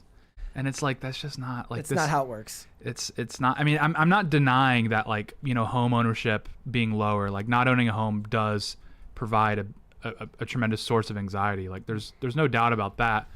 But that's like, you could solve all these people's financial problems and they would still have the same problems for the most part, because most of the problems are just the way that people, the way that Gen Z matriculated into the world was drastically different from previous generations. Yeah. And it's like, okay, now we're having financial problems, but these problems started when we were like 18, 19 or 17, 18, 19, when like money wasn't necessarily the biggest issue. I just like my Instagram feed, which is all like crazy AI slop, was this video. It says like a boomer when a Gen Z person tries to buy their house, and it's like a guy, he's like, what, if you won't pay 600% over the asking price, I'm selling to BlackRock. And then he grabs their baby and runs off of it. It's like that is the type of skit or piece of content made that shows you a push in that direction, that the focus is on, we have these issues. I know they exist. You know they exist. We may not entirely agree on what they all are, but this is what I believe is causing them. And it feels like there's a major push to get people to buy into all of the issues being centered around these very specific things. And I think it does come back to political capital. It's really interesting that you mentioned that, because like you said, their issues, their bullet points, their numbers, their percentages, this is what we could do to fix it. Just vote for me. Right. And we'll get you a government-run grocery store. Yeah. And yeah. Well, and the boomer thing, like, I mean, I'm pretty critical of boomers, obviously, but I do think they are starting to get scapegoated a bit too much. Like, okay, the problem of them not selling their homes to like young couples, okay, sure, but they're also not like supposed to be a charity. Like, you should be more upset with the government for flooding your country with immigrants and like selling your labor abroad than like what boomers won't give like a 20% cut in their home price. Like, to be fair, boomers do have the right to sell their home at market value. Yeah. Like, everyone has the right to do that. And it's like, do they have some sort of, you know, moral obligation to pass on their home to their children or something? Like, yes, but it's like, let's not pretend that the reason that Gen Z can't own a home is because boomers won't sell their homes. It's like, that's a factor, but the primary reason is because the housing market is ridiculously expensive because of decisions by the government relating to labor and jobs. They also have a disproportionate belief of like how many people have trust funds or that level of money anyways. Yeah. Right? They think that everybody who ever made has $1 million got it from their family and didn't make the money themselves, which is a form of learned helplessness, to be like, why bother? Everybody else who's got it from. And there's a fundamental, when it comes back to the argument about boomers and millennials and Gen Z and who puts the blame on who, it kind of falls into a different archetypes of a person, which is like, there's blame to go around, sure, but there's a certain type of person, and I tend to fall into that camp, is like, okay, you're right, so what are we going to do about it? Because otherwise, like, now that doesn't mean that sometimes somebody doesn't make a great X post shitting on boomers where I'm like, you know what? He's right. Fuck those guys. Yeah. Like that happens. Yeah. I admit that. But if I'm in my right mind and I'm not letting myself get too politically brained, I come back and I say, okay, we've acknowledged the problem. How do we fix it? Otherwise, we're just complaining and we're not doing anything about it. Granted, that's our job here. Yeah. So it's like, I mean, I agree. I mean, look, there's a whole host of issues, and I do think they sold us down the river to some extent. I mean, primarily because of their output of politicians. It's like, okay, Yeah. I did blame immigration and jobs, but those policies were ushered in under the watch of boomers. But people, when you mention the shift that happened after Barack Obama got elected, millennials played the biggest role in getting him elected. Yeah, and it's like, okay, because you're seeing a lot where people are blaming boomer politicians for these things. And I'm like, millennials will be the first generation to sell you out after that. Like, you really think that millennials are hankering to reduce immigration? It's like, no, probably not. It's a kind of a Zoomer thing and a Gen X thing. Yeah. So it's like, okay, yes, we can blame, but it's, I mean, it's kind of an arbitrary, I mean, it's an arbitrary thing. Like, you're born between 45 and 65. Like, okay. We need Hollywood to start making movies about falling in love again. That's what we need. That would help too. We need movies about poor people falling. With members of the opposite sex. Yeah, Yes. thank you. I mean, Yeah. that we have to make that qualification these days, but yeah. Exactly. That's what they need to do. And All they right. need to be like average-looking people too. No. We need Aspirational. Aspirational. The biggest aspiration is a beautiful mid that you can call your own. That's What's a beautiful mid? thing. Like, beautiful and mid don't work together. Well, we go on Twitter and you look at the account mid Zoomer girls, and then it's like supermodels.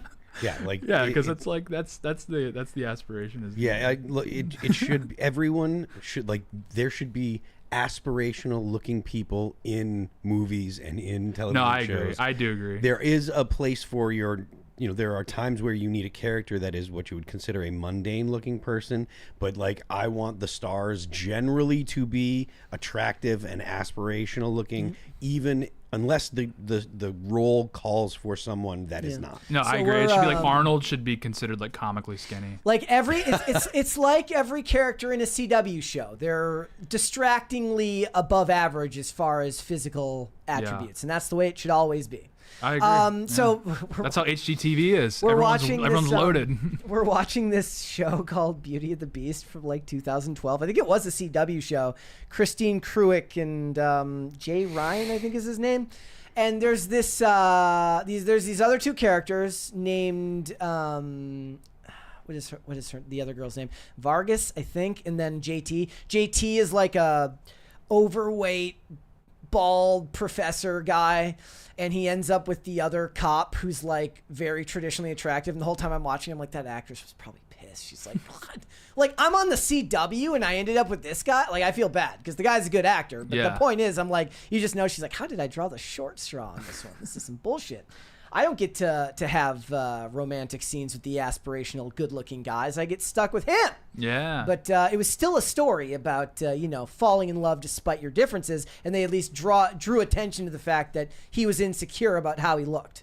Well, was it Quentin Tarantino? Yeah, it's Quentin Tarantino. We'd always book like the most attractive actors possible, and then he'd butt in the last thing, like, "I'll do the scene. Yep. I'll do the toe sucking scene, guys. Don't worry, I'll take one for the team." From dusk till dawn. Yeah.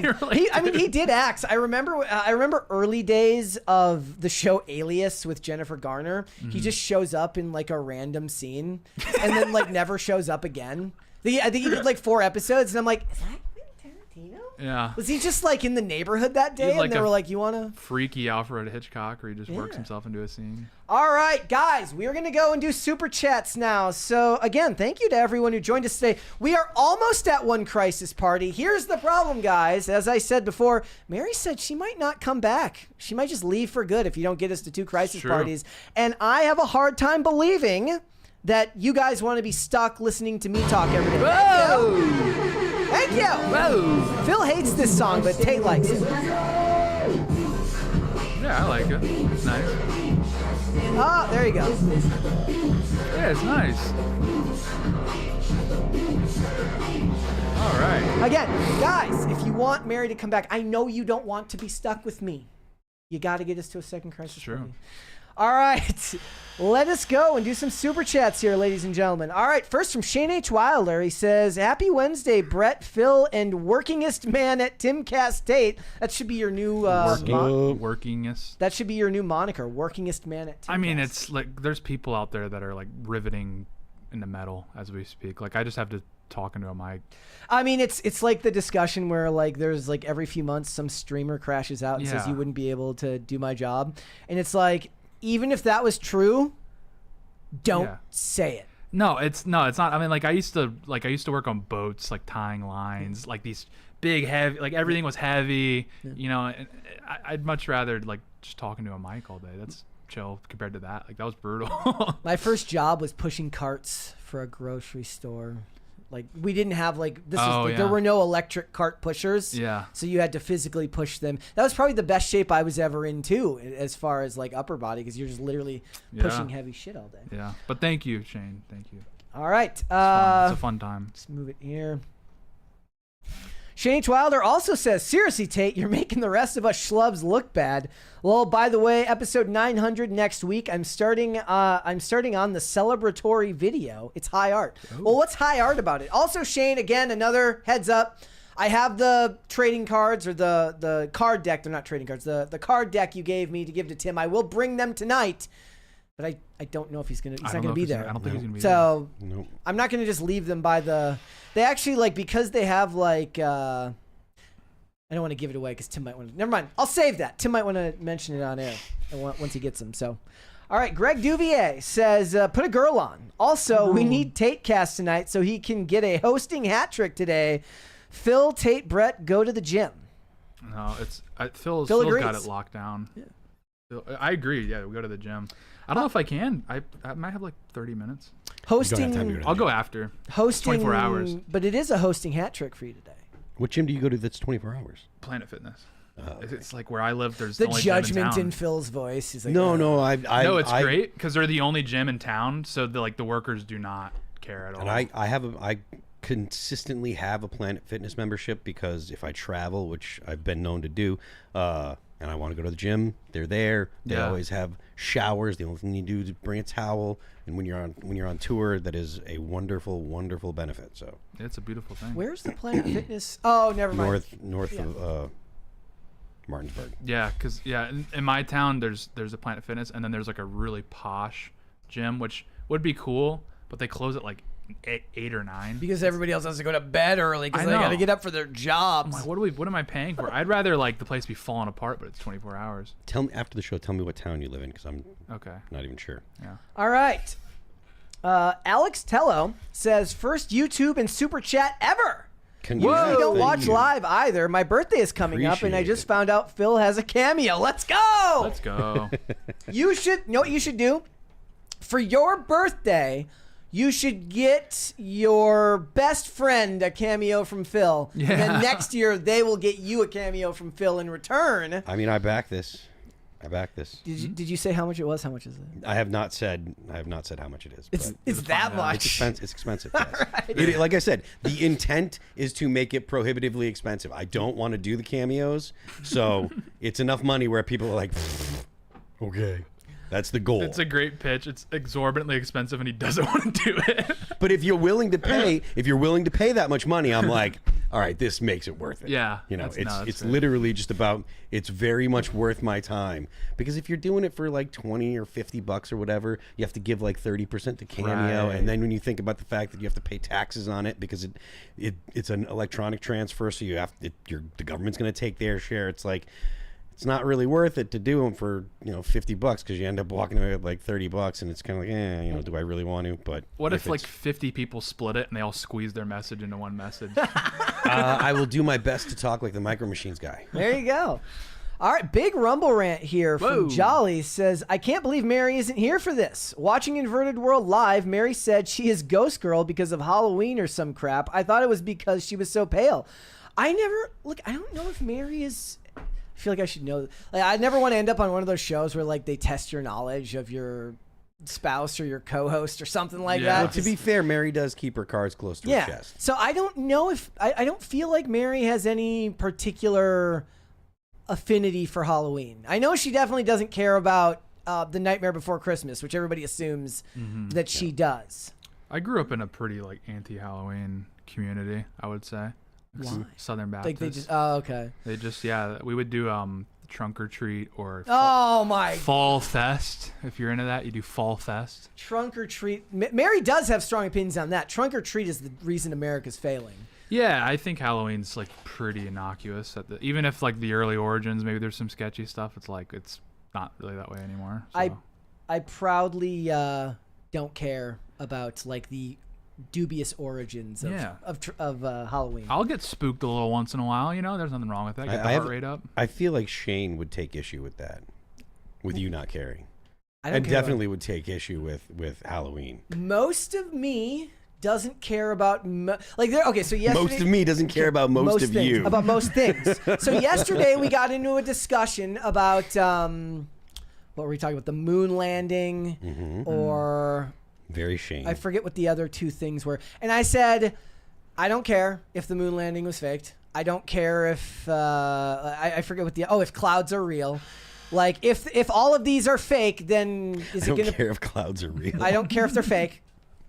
I don't care. Like it is a waste of my time to spend time thinking about it. It doesn't benefit me in any way. Like it's not going to stop me from flying. Yeah. And the moon landing being faked, like what does that do to me? We still won the space race, so outcome was on our side. President Jay says, I've done my part. I didn't buy jeans, but I did go to American Eagle and bought some polos and button-up shirts. Well, at least one person did that. There you go. One person did go and got something from American Eagle. I wonder if the employees were like, you one of those right-wing extremists? Yeah. Well, is this where the Klan meeting is? I'm here to buy some denim. You're at the American Eagle. Yeah. I mean, at first you have to be amazed at how many people are in an actual mall. Yeah. Which are always sad looking. You run to the American Eagle. You know, you get your Orange Julius and you head down to the American Eagle. It looks like a prison. It's like a prison gang in there. Is this the good jeans? Or he's got the leather vest on, like carving a swastika in a guy's head. What is the Aryan Nation at our store? Like this sucks. I saw the jeans. What's with all this denim though? I don't get that. Where's the leather? Yeah. Liquid825, I mentioned this earlier, says, according to Forbes, the Sydney jean she modeled in the ads has sold out. So everything that I saw talked about foot traffic being down and sales remaining flat. If it was one of those Forbes articles you have to pay for, that's dubious anyways. Yeah, well, I saw a tweet and they were just saying that it directly ties the foot traffic in malls goes down as the summer comes to a close. Yeah. Because people go to the mall because well, then theoretically, if the ad was that successful, it should hedge against that. It's true. I just think, no one saw it. People walked by the ad and said, an ad, rather than being like, look, it's a white supremacist. No, it's like they walk by and they go, yeah, well, she does have blonde hair and blue eyes, so she does have good genes, I guess. That's how the average person thinks. People don't realize that. That's how the average person is. Easy, non-political brain. That's non-political people are like, yeah, that's pretty nice. It's like conventionally attractive. Every time I go on IRL when I'm done, I'm like, ugh, get me out of here. Get me away from the politics. Easy-E says, not that easy. Says, Phil is correct. Batfleck was the best Batman of the century. Adam West is still the peak of prep time with his shark repellent bat spray. Yeah, well, the belt has become such an integral part of Batman's persona. It's all about his tactical belt. I do like the fact that none of the modern Batman stories even reference the utility belt. It's just he's got a bunch of gadgets, and that kind of goes without saying. It's not like the belt isn't a thing. You know what I mean? I love the utility belt. I remember seeing this like skit where it's like Batman goes out and he reaches down and he forgot the belt at home, and he's like, oh crap, I just have to beat everybody up with my bare hands now because I don't have my tactical belt. Also, the worst thing that's happened to Batman is critical theory, because they've turned Batman into this symbol of like wealthy elitism who's a bad person, not taking into account that the character canonically gives back to Gotham in huge amounts and is actually a philanthropist. The left ruins everything. Yeah, like they did that thing at a time where when they were hiring people for DC, they were like basically said like you couldn't like Batman, you had to be a bad person. Yeah, I don't care what they say. They're idiots. They're terrible. Julia Jensen says, my normie 60-year-old mom got the Sydney Sweeney jeans. Okay, there you go, selling out. Sweet. Like, they go in there, can you point me to the good jeans? Hey, where are the good jeans at?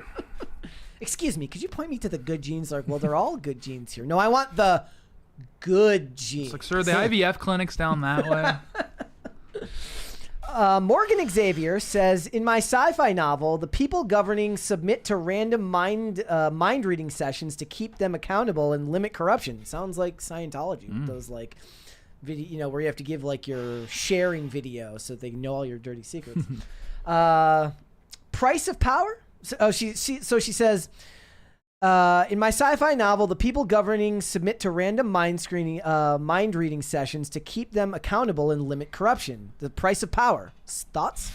So what do you think? Is that the price of power? Should they be submitted to, in real life, if we could submit them to mind reading sessions to keep them accountable, would we do it? No, because probably, I mean, I would say the most productive people probably have like the scariest thoughts. I would imagine. Like you don't want to look inside of like Trump's head. It's probably crazy in there. And it's like it's like super base, but it would scare the average person. Yeah. I don't think that's a good idea. Like the people with the most innocent thoughts are like probably best I can do is stop them from trading stock. How about that? There you go. Let's do that. I don't know that 100% honesty is actually good. Yeah. For a democracy. Yeah. Because I think democracy, there are too many people out there that think that democracy is an objective good, and it's not. There is no guarantee that a democratic process will produce results that are good for the population. And so that being the case, if you knew exactly what people were thinking and they weren't able to, tell people what they wanted to hear, the people that actually would produce good results probably wouldn't get elected because people would say, "Oh, that sounds mean." Whenever I talk about my opinions about immigration, I know that there are people that will clip it and say he's a terrible person because he wants to make it hard for illegals to be here. But the point of me wanting to make it hard for illegals to be here is so that way they don't have to interact with ICE. I want them to leave of their own volition so the police don't have to round them up, which is actually the point, is to avoid having them have bad interactions with the police, have the population see illegals have bad interactions with the police. So if they just leave of their own volition, that's actually the best solution. But there are people that hear me say it and they're like, "That's mean, you're a terrible person, blah, blah, blah." And I know it. And so just because there's a good policy doesn't mean people will kind of perceive it as a good policy. Or the best policy for whatever topic doesn't mean that people will perceive it as the best policy. So maybe it's not good to be able to know every single thought that people have and know exactly when they're telling the truth or when they're bending the story so that way it seems more palatable. Well, that's why we're in the mess we are in the first place, is because the worst policies sound the best. Yeah. Like they ring in the ears quite innocently and like innocuously. government-run grocery stores. And the things that we need to do to fix this country are going to be really mean, and you're going to need to have a strong stomach. I mean, people are already folding after just like a few ICE raids. I don't think Americans have the stomach to really solve some things. So in order for it to get done, is you need people like Trump that are able to communicate these things in a very charismatic manner. Yeah. And they do need to be able to hide the ball to some degree, because the average person is going to get spooked really quick. Wyatt Kaldenberg says the Fifth Amendment, which protects a person's right against self-incrimination, will be rendered meaningless in the future. Science kills our rights. Well, all right then. You should write a novel about it. Yeah, that's true. Greg Duvier again. He says it was "Hack the Planet" from Hackers. Yes, I got that one wrong. Hold myself accountable here. Yeah, look at that. All right, Shane H. Wilder. Shane H. Wilder says, "I stand by that. I may be mentally 12, but they allow me to rent a car." Hey, there you go. Greg Duvier says, "I want to brag about other people's pets like Mocha." Well, you know what? As the philosopher Jagger once said, you can't always get what you want. It's true. It's true. Shane H. Wilder says the 12% who found that ad offensive make up 92% of the nation's body fat. That's probably true. Yeah. Brian Bledsoe says, when Shoe on Head mentioned that conservatives think Sydney Sweeney is a whore, I thought she was going to play Mary, calling her a porn star. Yeah. I don't... What am I missing? I don't think that's what's going on at all. Well, that's what Mary thinks. So. That she thinks that people think Sweeney is easy? No. Mary thinks that what Sweeney is doing is selling sex by using her sexuality as. No. Mary's point is that she did sex scenes in Euphoria. Yes. I mean, and so that means. Yeah, I don't think that's the average. I don't think the average conservative has seen anything she's in. Like your average Trump voter is not watching White Lotus. My favorite part is she's not that great of an actress. It makes me like how successful she is even more. I watched through sheer will. Yeah, I watched the first season of White Lotus and didn't connect like that was her the entire time because she was such like a non-factor. I mean, I knew it was her, but I was like that. It wasn't like now that she's really popular. It's like I never connected. She was in Anyone But You with Glenn Powell, and Olivia watched it, and I was literally like, she can't act. It's actually kind of impressive. Yeah. Like, to be that successful. Also, if you're looking at the internet, like if you're looking at politics through the internet, the right has just turned Sydney Sweeney into like a buzzword. Like there was all these cheerleading video or all these sorority videos going on. Somebody's like, Sydney Sweeney has sparked a cultural movement, and then showed like a sorority dance video, and I'm like, these are two things that have nothing to do going with on one forever. Yeah. These are not connected. Yeah, like I mean, I don't think the average the average conservative just views Sydney Sweeney as sort of subversive just because she's beautiful and on camera. I don't think it's any deeper than that. They just view, like, conservatives, rightfully so, view beauty as a rebellion against the current system because the current system prioritizes ugliness and destruction. Shane H. Wilder says, it was before my time, but I was always told Johnny Carson was liberal, but he didn't bring his political leanings onto The Tonight Show. He knew better. What's that old misquoted Michael Jordan saying? Republicans buy sneakers too? Yeah. Mm-hmm. Have you guys, this is such an aside, like I don't know if anybody here follows baseball, but Shohei Ohtani is now caught up in like a real estate scam. And like I saw this amazing tweet. They said, like, imagine all of the hijinks Michael Jordan could have gotten up to if he had to pretend he didn't know English. Real. No, yeah, every time like Ohtani's in the news, it's like he's just some sort of scheme. He's like Kramer. But he's so good. Everyone's like, and no one knows what he's talking about. They were like the FCC, or like they were like the housing commission's like, that's illegal. Hits ball 400 feet. Yeah. What are you gonna do? Call him out? He doesn't speak English. Yeah. So he's just always got just. You just know that dude who went to jail for the gambling stuff. It was just. Yeah, it's a beautiful thing, honestly. So much so the other day that like he was in a game and like the Angels like turned a triple play, but Shohei Ohtani's name is so valuable. They said Shohei Ohtani like hit into a triple play, so they don't even give the other team the credit for being the ones that actually turned the triple play. And all the comments are like, must have been thinking about that real estate scam. Oh man. Pat the plumber says, I was on the edge of quitting the best job I've ever had and moving thousands of miles away for love. I'm an elder millennial. What good is money if you're alone? Fools. Yeah. That's just what the rich elite capitalists want you to think. They feed you stories about love and connection so you won't go get the bag. That's what it is. They want more money to themselves. Deploy the wife. We got him. He totally bought it. More money for us. $60,000 a year is ours. Sucker. Pat the plumber says, also, Tate is a Hollywood plant. It's true. Yep. Yeah, it's true. Wyatt Kaldenberg, guys, we're getting close to the second crisis party. As I said, I know you want Mary back. You don't want to be stuck with just me. We got to get there. Wyatt Kaldenberg says, Social Security, retirement plans, etc., cause people to have fewer kids. Children used to be a part of people's retirement. Having 10 kids meant one or more might take care of you when you got old and ill. It's definitely part of it, but you're seeing this problem. It's not at you. This is at everyone that has these birth rate theories. Everyone's getting their theories nuked now because the third world, their birth rates are dropping. So like in India, some of the poorest states in India are now slipping below replacement. Southeast Asia, a lot of countries there that are far from developed are slipping below replacement. It's feminism. Yeah, so a lot of people's really conventional theories are now kind of going out the window. Even in like North Africa, like Egypt, they're going below, and that's a horrible place to live.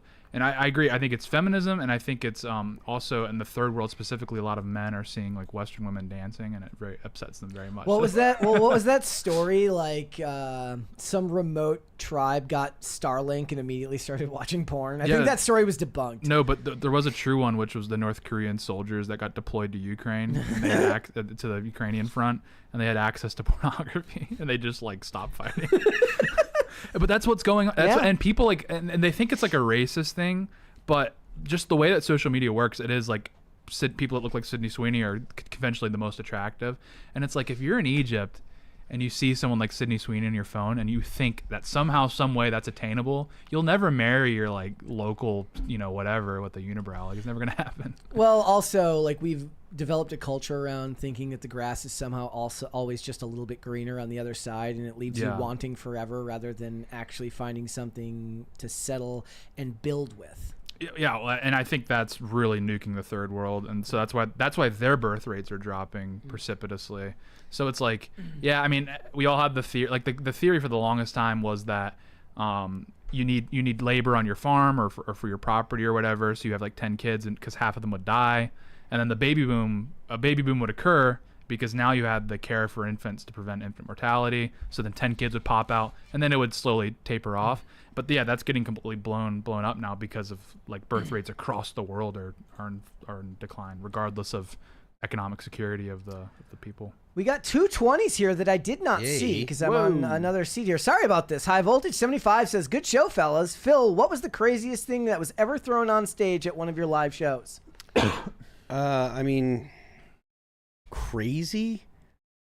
I mean, it's pretty standard stuff. You'll get cans of beer or, underwear or something like that. Did you ever get a phone thrown out on stage?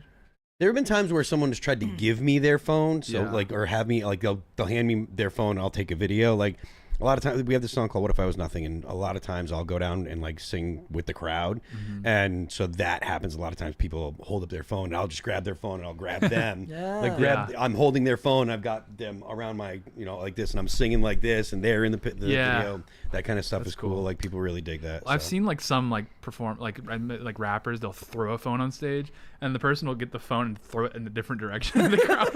So you just lose your phone. It's because they're high. Yeah. I remember there's this video. Who's the lead singer of Muse? What's that guy's name? I have no idea. He's great. And he's like walking to the front of the stage. I don't remember what show this was. And like he gets hit with a pair of underwear that just somehow, there must have been static electricity just sticking to his leg. Oh, you think walking. It was static electricity is why I'm hoping sticking. I'm hoping it was static electricity. All right, one more 20 from electromagnetism. From D Zale says, for the party. Thank you. Thank you very much. And we are getting there. I know you, again, like I said, nobody wants to be stuck with me forever, so we got to get to that second crisis party. All right, where did we leave off here? Greg Dubier says, no, I got that one already. We got to go down here. Catch back up here. Is that Jimmy Fallon? Yeah, Brian Bledsoe says, unpopular opinion, I like Jimmy Fallon ride at Universal Studios. I didn't know that was a thing. I didn't know. Is it just boring? Does it just go really slow? Is it for old people? They only let like one conservative on every 3 months. Yeah, you have to show up with like your political compass test. Yeah. As like your entrance fee. So, sir, we scanned your Twitter. We'll put you on a delay. It's worse. He's a libertarian. Yeah. Pat the Plumber says, oh no, we read that one already. Oh yeah, this is where we left off. Adam59038 says, looks like all the females who chose Pedro Pascal over Love. Is that the... That's probably the biggest evidence for the birth control pill really messing with women, is the fact that Pedro Pascal is considered a sex icon. Because, like, the birth control pill makes women desire more effeminate men. Greg Duvier says, I agree with Phil. New song sucks. I want my suitcase. Phil didn't like that one either. That wasn't good. Dingus Khan of Gongolia says, boys, boys, boys, boys, boys, boys, boys, boys, boys, boys, boys, boys, boys. Real. It's true. Shane H. Wilder says, I'm just going to say that I'm making a video showing off the PCC Museum of Fine Art. Wait until episode 900, dog. Nice. That's true. All right. S. Bud says, cock-a-doodle-doo culture crisis. That's what he said. Nice. That's true. Okay. That is kind of what's going on. Wyatt Caldenberg says, Tate, are you one of those who said he was raised in Herbert W. Armstrong's Plain Truth Religion or whatever it's called? He was big in the 60s. No, just normal Southern Baptist, VeggieTales, Billy Graham. Nothing crazy. Superstar Billy Graham? Yeah, it's like I don't think any of it was bad. If anything, I think it actually makes more well-rounded people than a lot of other environments. So. Okay. Shane H. Wilder says, when I went to Frederick, I stopped by the mall. No one was there. Nearly walked into the framed rock store, but the employees were wearing face masks. Yeah, I remember going into that rock store. I'll never forget Tim buying that lady who worked there a $700 rock. That's crazy. I mean, you know, that's what happens when you sell $700 rocks. You're liable to have something crazy. Like, there had to be somebody that was going to buy it, or no company would put it on the shelf. They wouldn't pay whatever, unless they're like, they have like a huge markup. But did it cost them like 50 cents and they're selling it for $700? Got to bring Ian back to that store. Easy E says the shark repellent wasn't in his belt. It was in his bat copter, just in case of a mid-air shark attack, which did happen, so I can't fault him. But what if Fozzie jumped with a shark and Batman had to repel it? Fozzie, like Fozzie Bear? No, like Fonzie, sorry. Oh, Fonzie. Oh, okay. The Fonz, like Fonz. Arthur Fonzarelli. Yeah, Fonz. Maybe. Jumped the shark. Adam59038 says, make American Eagle skit, walk in, give code to employee, good jeans, and get led into secret doors open to a room of good jeans. So it's like, it's in a secret back panel. That's only cool if like they pull on a mannequin's arm and a door opens. I just imagine it like as a joke. It would be, you know, you come in and you say secret word is good jeans. You open it up and then it's just like a big old like Nazi rally. It's like so there was there's this all the Dokes memes from Dexter. It's like when you know something but you can't prove it. Yeah. And there's the one where he's like looking at the car at Dexter and says, my postman wondering why I order so much memorabilia from World War II memorabilia.com. Real. I wonder why. Francisco Sanchez Jr. says, I appreciate the male energy today and natural hair color on PCC. That's what you think. Joke's on you. I mean, my hair has to be natural because I'm getting married very soon. I can't just show up to my wedding blonde. Chuck a little Just for Men in there. Yeah. You could show up blonde. Yeah. Why not? No, I can't. I was told I can't. Oh, okay, fair enough. Not that I would want to. You can't even bleach your hair anymore. What's going on? What's going on? All right.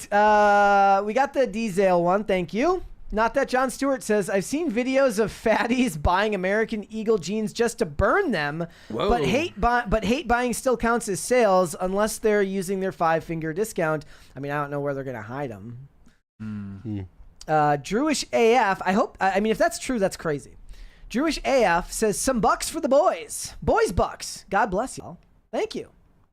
And we did get the second crisis party, so that will go off soon. And thank you guys so much. Another day, Mary can come back. Remember, we have to get 2 crisis parties every day, otherwise Mary's not going to come back. She's going to ditch.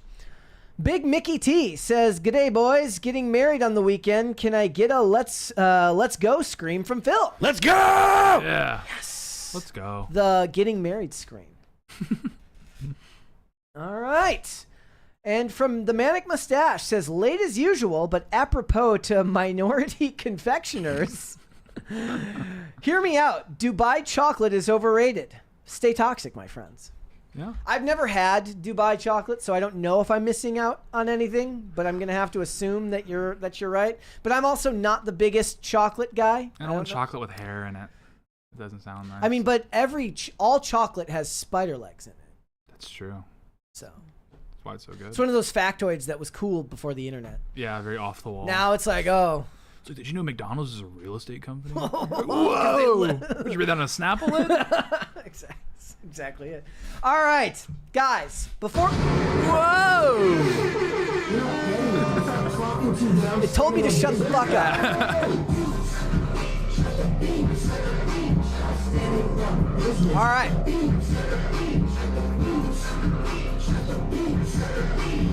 Phil with an ever so dainty. Yeah.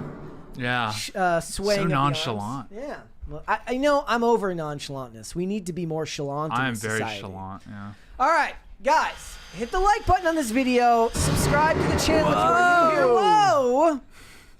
Remember to share the content out with your friends, your family, your loved ones, everybody in your life that you both love and hate. The more people that you share it with, the faster this channel can grow. I want to thank you all so much for joining us today, even in Mary's absence. Thank you again. Tate, where can they find you? Yeah, you can find me on X and Instagram at RealTateBrown. You might see me tomorrow on the morning show. I don't know. We'll see. But I'll be on IRL. Everywhere. I'll be on. Yeah, it's just cameos, but I don't charge. Phil, where can they find you? He actually does charge. I do charge. Tim does pay him. I am Phil That Remains on Twix. The band is All That Remains. You can check us out on YouTube, Apple Music, Amazon Music, Spotify, Pandora, and Deezer. Don't forget the left lane is for crime. Perfect. If you guys would like to... Actually, in addition, I will also be on IRL tonight. So double duty for me today, not triple duty. I have at one point... I did do the gauntlet of like Culture War back in the early days of Culture War. I did Culture War... PCC, IRL, which is kind of similar to what you're doing. But they're putting you through the ringer, my friend. Hey, I got to earn my keep around here. So. All right. Guys, if you want to follow me, Instagram and X at Brett Dasovic on both of those platforms. We are here 5 days a week, Monday through Friday, 3 p.m. Eastern Standard Time, which is, of course, always noon Pacific. We are on Amazon Music, Apple Podcasts, Pandora, and Spotify. If you would like to listen rather than just watch this show, some people like to listen on the way into work. You can listen to it there. You can rate and review on Apple Podcasts and on Spotify. It's another way to help us out. And if you follow us on social media, it's Twix at PopCulture_show, Facebook at Pop Culture Crisis, Instagram at Pop Culture Crisis Pod. Guys, we will be back with another episode tomorrow. We'll see you then. Bye. Bye, everybody.